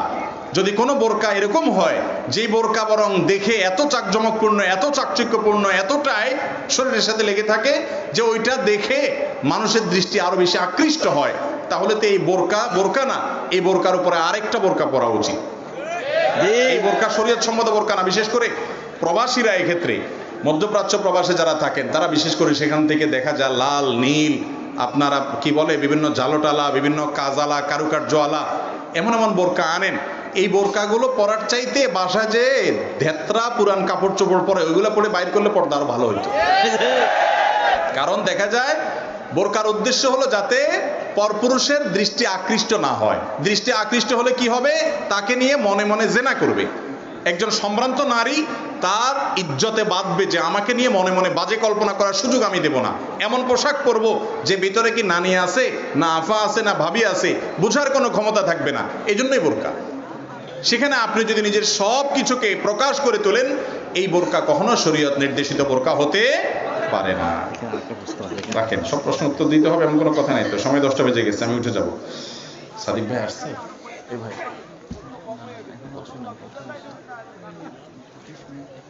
আলোচনা করবে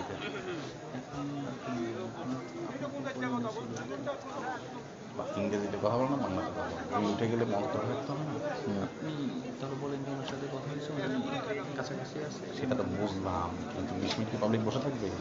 একজন আলেম দেন, আমরা কিছু দেন, 10 মিনিট রেডি রাখেন। ঠিক আছে, জি আপনি 10 মিনিট। আর 10 মিনিট, জি জি ভাই। আমার আবার ট্রেনের টিকিট করা আছে ভাই, মৌলভীবাজার যেতে হবে, যার কারণে আর মিনিট 10 আমি আলোচনা করবো ইনশাল্লাহ। সাদিক আজহারী ভাই খুব কাছে চলে আসছেন, আমার সাথেও কথা হয়েছে আগেই, তিনি খুব নিকটবর্তী হয়ে গেছেন, ইনশাআল্লাহ তিনি চলে আসবেন অচিরে। এরপরে প্রশ্ন ভাই, অনেক সময় মুরব্বীদের থেকে শুনি ডান হাত চুলকালে টাকা আসে, বাম হাত চুলকালে টাকা চলে যায়, এটা সঠিক কিনা? ডান হাত চুলকালে যদি টাকা আসে আর বাম হাত চুলকালে যদি টাকা চলে যায়, তাহলে ডান হাত চুলকানোর জন্য ওই যে ধোত্রা পাতা আছে না, ছত্রা পাতা না ধোত্রা পাতা কি একটা বলে, ওইটা লাগাই দিবেন। ওইটা লাগাই দিলে দেখবেন হাত ধুমসে চুলকাইতেছে। হ্যাঁ, তাহলে ওই পাতা লাগাইলে আছে না একটা পাতা যে লাগাইলে অনেক চুলকায়, ডান হাতের তালু চুলকাইলে যদি টাকা আসে তো পাতা লাগাইয়া চুলকাবেন, অনেক টাকা আসবে। কি বলেন? মুসলমান এই সমস্ত কুসংস্কারে বিশ্বাস করবে না। টাকা আনার জন্য হাত চুলকানোর অপেক্ষা করে অকর্মণ্য অলস ব্যক্তি। মুসলমান অকর্মণ্য হতে পারে না, অলস হতে পারে না। আপনি কাজ করেন, সিরিয়াসলি কাজ করেন, পরিশ্রম করেন, দোকানদারি করেন, ব্যবসা করেন, চাকরি করেন, মনোযোগ দিয়ে কাজ করেন, তারপরে টাকা আসার অপেক্ষা করেন। হাত চুলকানোর পরে টাকার অপেক্ষা করা, এটা হলো অলস মানুষের কাজ। আবার বাম হাত চুলকালে টাকা যে চলে যাবে চিন্তা করেন যদি, তাহলে সেটাও আরেক মূর্খতা এবং অজ্ঞানতা। হাত চুলকানির সাথে টাকা আসা দেওয়ার কোনো সম্পর্ক নাই।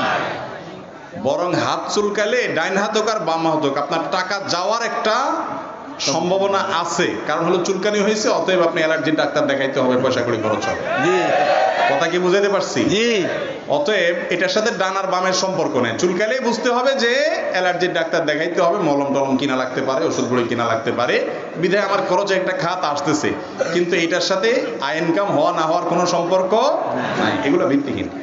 স্বপ্নদোষ হওয়ার পর সময় না থাকার কারণে লুঙ্গি বা পায়জামা পরিবর্তন করে গোসল না করে নামাজ পড়া যাবে কিনা?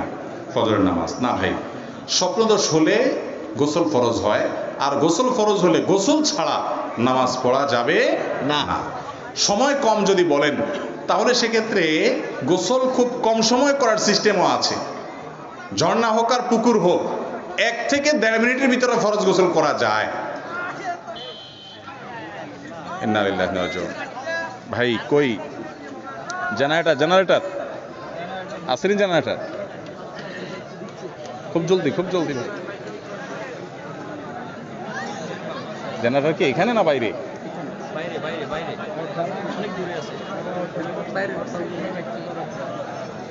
এইরকম বাজে মাহফিল আমার জীবনে করি না। হইচই, কথা, ডিস্টার্ব। জেনারেটর দিতে যদি সময় লাগে তাহলে জেনারেটর কেন? এতে 10 সেকেন্ডের ভিতরে চলে আসবে। ওখানে লোক নাই না, আপনারা মাহফিল করেন না। মাহফিল করার দক্ষতা আপনাদের নাই, এত সোজা না মাহফিল করা। না কিসের দুঃখিত? মাহফিলই করবেন না আপনারা। মাহফিল করার জন্য কিছু দক্ষতা লাগে, এইভাবে মাহফিল করেন না। এই যে এত এলোমেলো এত হইচই এবার মাহফিল হয় না। জি ভাই মাইকটা দেন মাইকালা কই দেন। হ্যালো, কোথায় মাইকের কানেকশন আবার? বিসমিল্লাহ। কিরে ভাই মাইকের কানেকশন কোথায় আবার? আরে জেনারেটর এক জায়গায়, মাইকের কানেকশন আরেক জায়গায়। বিসমিল্লাহ। এতটা অনিয়ম, এতটা বিশৃঙ্খলা, কে বলছে আপনাদের মাহফিল করতে? মাহফিল করা এত সোজা কাজ? কিরে ভাই মাইক কি আজকে আসবে?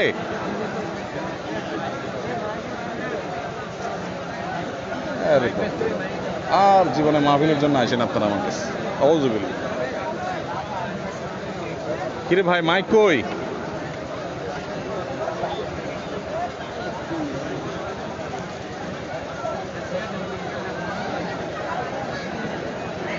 কি বলে জেনারেটরের মাইক চলবে না?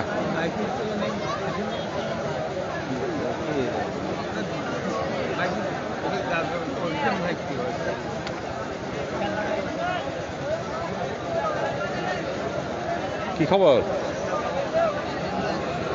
ওইসে শেষ, আর আলোচনার দরকার নেই, আমি উঠি। আপনারা এবার মানুষ কেমনে সামলাবেন সামলান, মানুষ থাকবে না, সব মানুষ চলে যাবে। হ্যাঁ আমি উঠে যাবো। আউযুবিল্লাহ। কিরে ভাই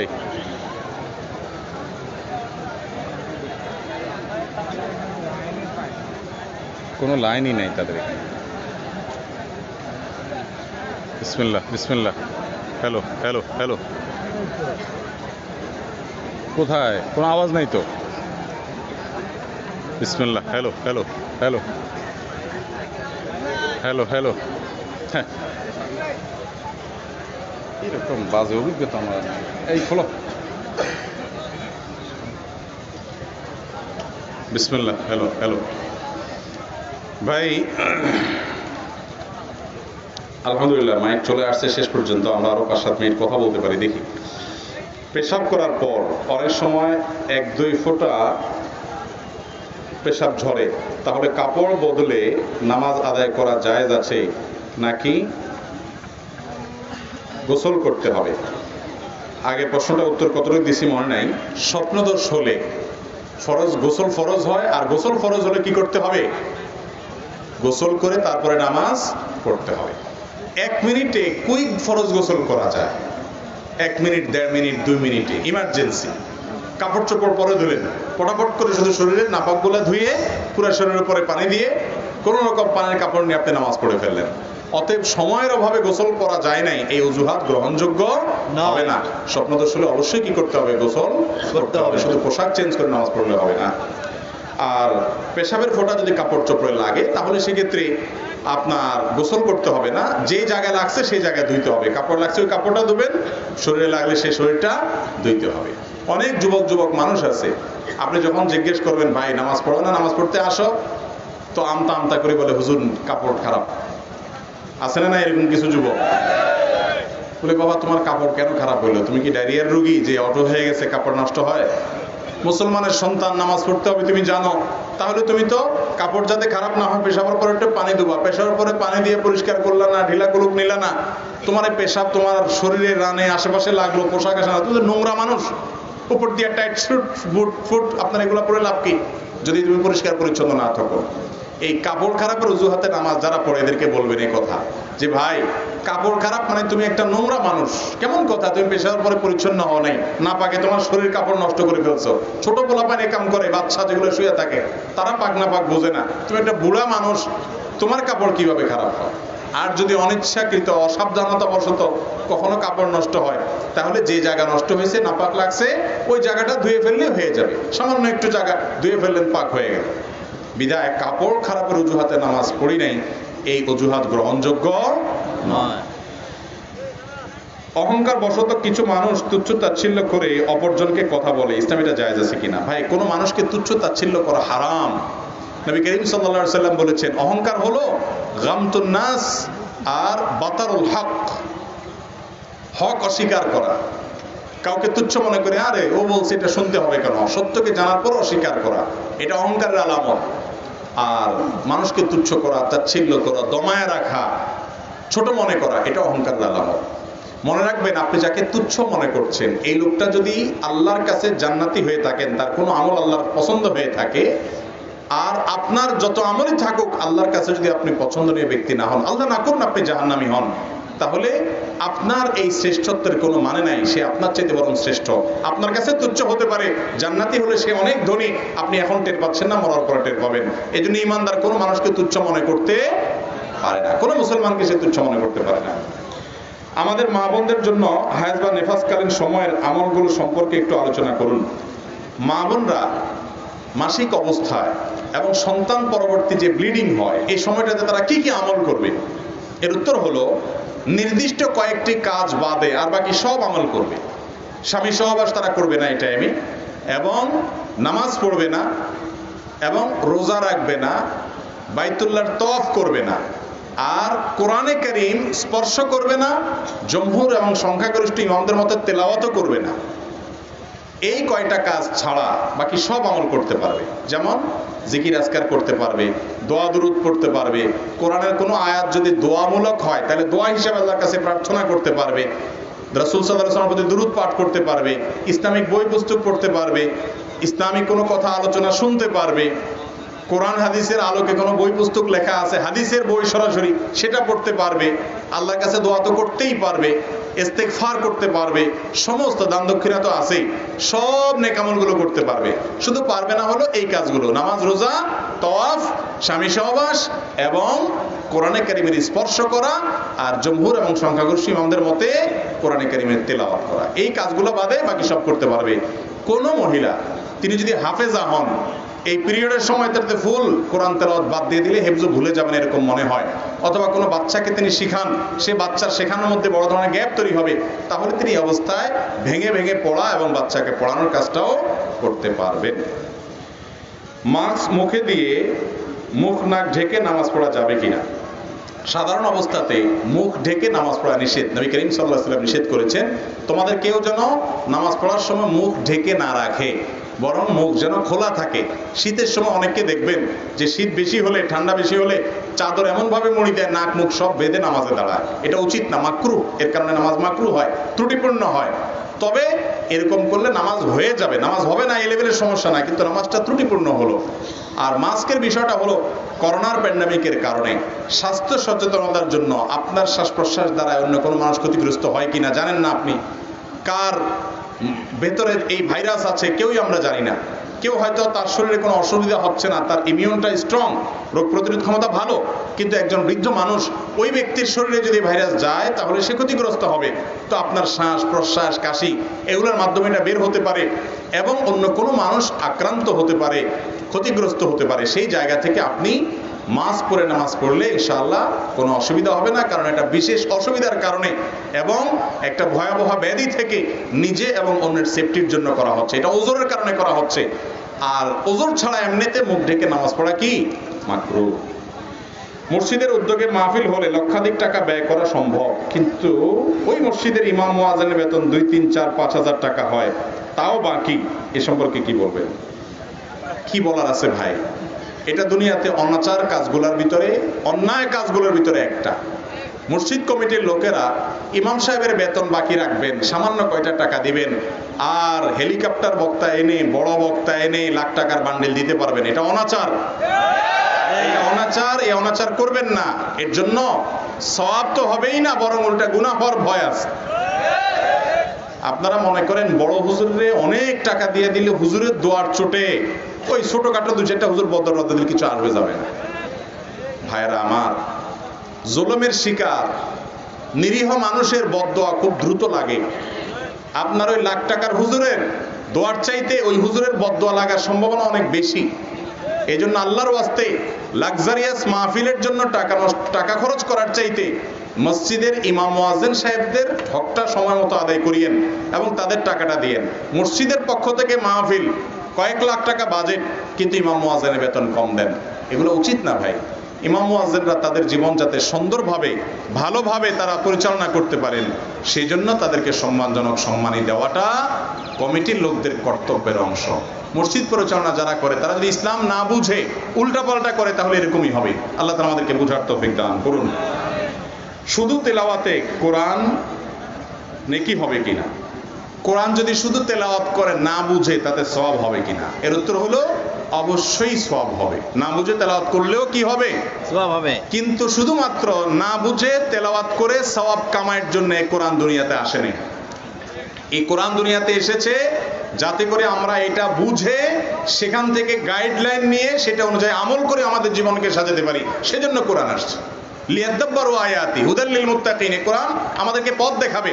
শুধু তেলাওয়াত করলাম আর সওয়াব কামাই করলাম, এটা সওয়াব কামাইয়ের মেশিন হিসেবে শুধু আসে নাই, সওয়াব তো কামাবো, পাশাপাশি বুঝে বুঝে আমল করব, সেটার জন্যই মূলত কোরআন আসছে। কথা কি বুঝাতে পারছি? নবী করিম সাল্লাল্লাহু আলাইহি ওয়াসাল্লাম যে হাদিসে বলেছেন, মান কারা হারফাম মিন কিতাবিল্লাহ, এই কোরআন থেকে যে ব্যক্তি একটা হরফ একটা অক্ষর পড়বে তাকে আল্লাহ তাআলা 10টা নেকি দিবেন। তিনি শর্ত দেন নাই বুঝে পড়লে 10টা নেকি দিবেন, বরং বুঝে পড়ুক আর না বুঝে পড়ুক সর্বাবস্থায় সওয়াব পাবে। কিরে ভাই, কি কারেন্ট আসলো না জেনারেটর গেল? কারেন্ট আসছে না জেনারেটর গেছে? যাক আলহামদুলিল্লাহ, আপনারা যে জান নাই আয়োজকরা এই বেশি। ভাই তাহলে কোরআনে কারীম বুঝে পড়লে সওয়াব হবে, ওইটাই হলো মূল। কিন্তু না বুঝে পড়লেও কি হবে? সওয়াব হবে। এই যে ছোট ছোট বাচ্চারা কোরআনে কারীমের হিফজ পড়ে, অনেকে বলেন যে না বুঝে পড়ে কি লাভ? লাভটা বুঝেন, এই কোরআন কিয়ামত পর্যন্ত সংরক্ষিত থাকা লাগবে কি লাগবে না? এই হাফেজ বাচ্চারা যদি মুখস্থ না করে তাহলে এটা পরবর্তী প্রজন্মের কাছে কিভাবে থাকবে? তারা যে হেফাজত করছে, মুখস্থ করছে, সংরক্ষণ হয়ে গেছে, সেভ হয়ে গেছে, পরবর্তী জেনারেশনের কাছে তারা দিবে। এভাবে কোরআন হেফাজত হবে। কোরআনের এই লফজগুলো, শব্দগুলো হেফাজত করা এটা একটা গুরুত্বপূর্ণ কাজ, সেটা হাফেজরা করতেছে। হ্যাঁ, এটা ঠিক, শুধুমাত্র এই শব্দের হেফাজত করে বসে থাকলে হবে না, পাশাপাশি তাদের বোঝারও চেষ্টা করতে হবে। এবং হেফজখানাগুলোতে কোরআনে কারীমের হিফজের পাশাপাশি হাফেজরা যখন আলেম হয় কোরআন বোঝার চেষ্টা করে, সেরকম কারিম কুলাম গড়া দরকার। কিন্তু এর মানে এইটা না যে না বুঝে পড়লে কোনো সওয়াব হবে না। যারা বলে কোনো সওয়াব হবে না না বুঝে পড়লে, তারা কোনো দলিল এর সপক্ষে দিতে পারবে না, বরং হাদিসে সওয়াবের কথাটাকে ব্যাপকভাবে বলা আছে। ভাই জাযাকুমুল্লাহ খায়ের, কারেন্ট যা শুরু করছে তাতে মানের জন্য আমি আগে আগে সরি, সেটাই ভালো। আলহামদুলিল্লাহ ভাই সাদিক আমার যেহেতু ট্রেনে টিকিট করা আছে, চলে যেতে হবে দূরে, সেজন্য আমি আজকে প্রশ্নোত্তর এখানে শেষ করছি ইনশাআল্লাহ। সাদিক আজহারি ভাই খুব কাছাকাছি চলে আসছে, তিনি হয়তো কয়েক মিনিটের মধ্যে পৌঁছে যাবে। এর মধ্যে অজাটা ইসলামী সঙ্গীত বা অন্য কোনো আলোচনা ওনারা দিবেন। আপনারা আলোচনা শেষ করে মাহফিল শেষ করে যাবেন। আবারও বলছি, যে মসজিদ নির্মাণ হচ্ছে এগুলো হলো কাজের কাজ। সেখানে যারা এখনো টাকা দিতে পারেন নাই, কর্তৃপক্ষের সাথে যোগাযোগ করে কিছু না কিছু টাকা শরীক হয়ে যাবেন তো ইনশাআল্লাহ সবাই। ইনশাআল্লাহ। এই মাহফিলের জন্য টাকা কালেকশন আমি করি না, জীবনে কোথাও না, আমি এটা করি না, আমার নেচার নাই। এবং মাহফিলের জন্য বললে ওনারা জীবনও বলতাম না। কিন্তু যেহেতু আল্লাহর ঘর মসজিদ, মাহফিলের জন্য টাকার দরকার আছে, সেটা ওনারা কালেকশন করবেন। কিন্তু এই গণহারে কালেকশন করার লোক আমি না। কিন্তু আল্লাহর ঘরের নির্মাণের জন্য আমরা শরীক হলে আমাদেরই কপাল, এটা বরং সুযোগ যে ওনারা আপনাদেরকে সুযোগ করে দিছে। যতটুকু পারেন ততটুকু দিয়ে যাবেন, সদকায়ে জারিয়া, মৃত্যুর পরে সওয়াব পেতে থাকবেন। চেষ্টা করবেন না সবাই ইনশাআল্লাহ? ইনশাআল্লাহ। আল্লাহ তাআলা আমাদের সবাইকে আমল করার তৌফিক দান করুন। জাযাকুমুল্লাহু খাইরা ওয়া আখিরু দাওয়ানা আলহামদুলিল্লাহি রাব্বিল আলামিন।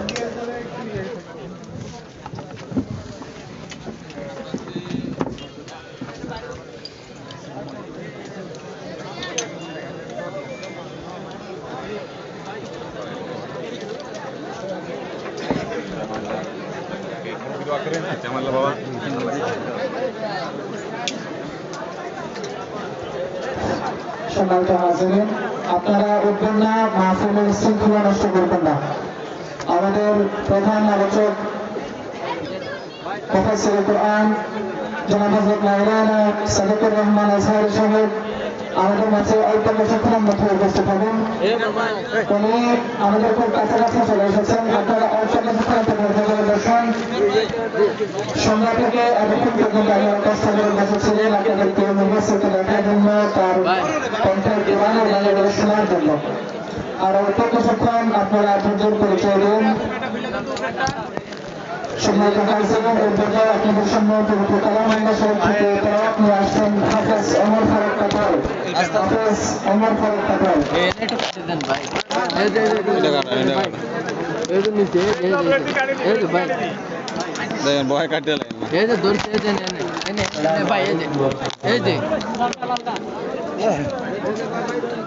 أعوذ بالله من الشيطان الرجيم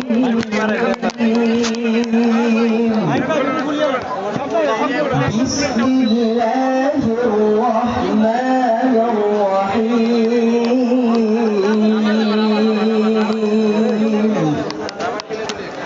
إنه لقرآن كريم في كتاب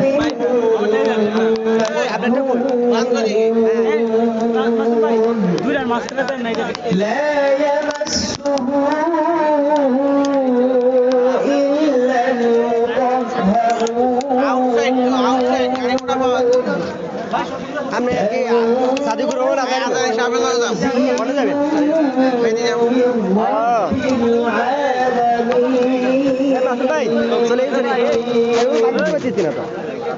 أفبهذا الحديث أنتم مدهنون وتجعلون رزقكم أنكم تكذبون فلولا إذا بلغت الحلقوم وأنتم حينئذ تنظرون صدق الله العظيم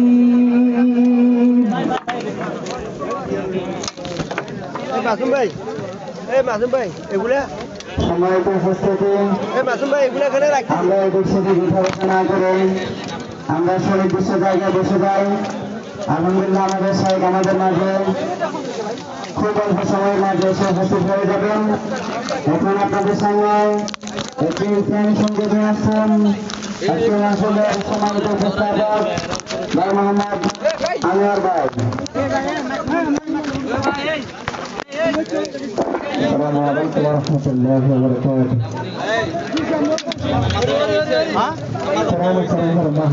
আপনারা যত বেশি সুশৃঙ্খলভাবে রাখতে পারবেন ততই এটা আপনাদের জন্য কল্যাণকর হবে।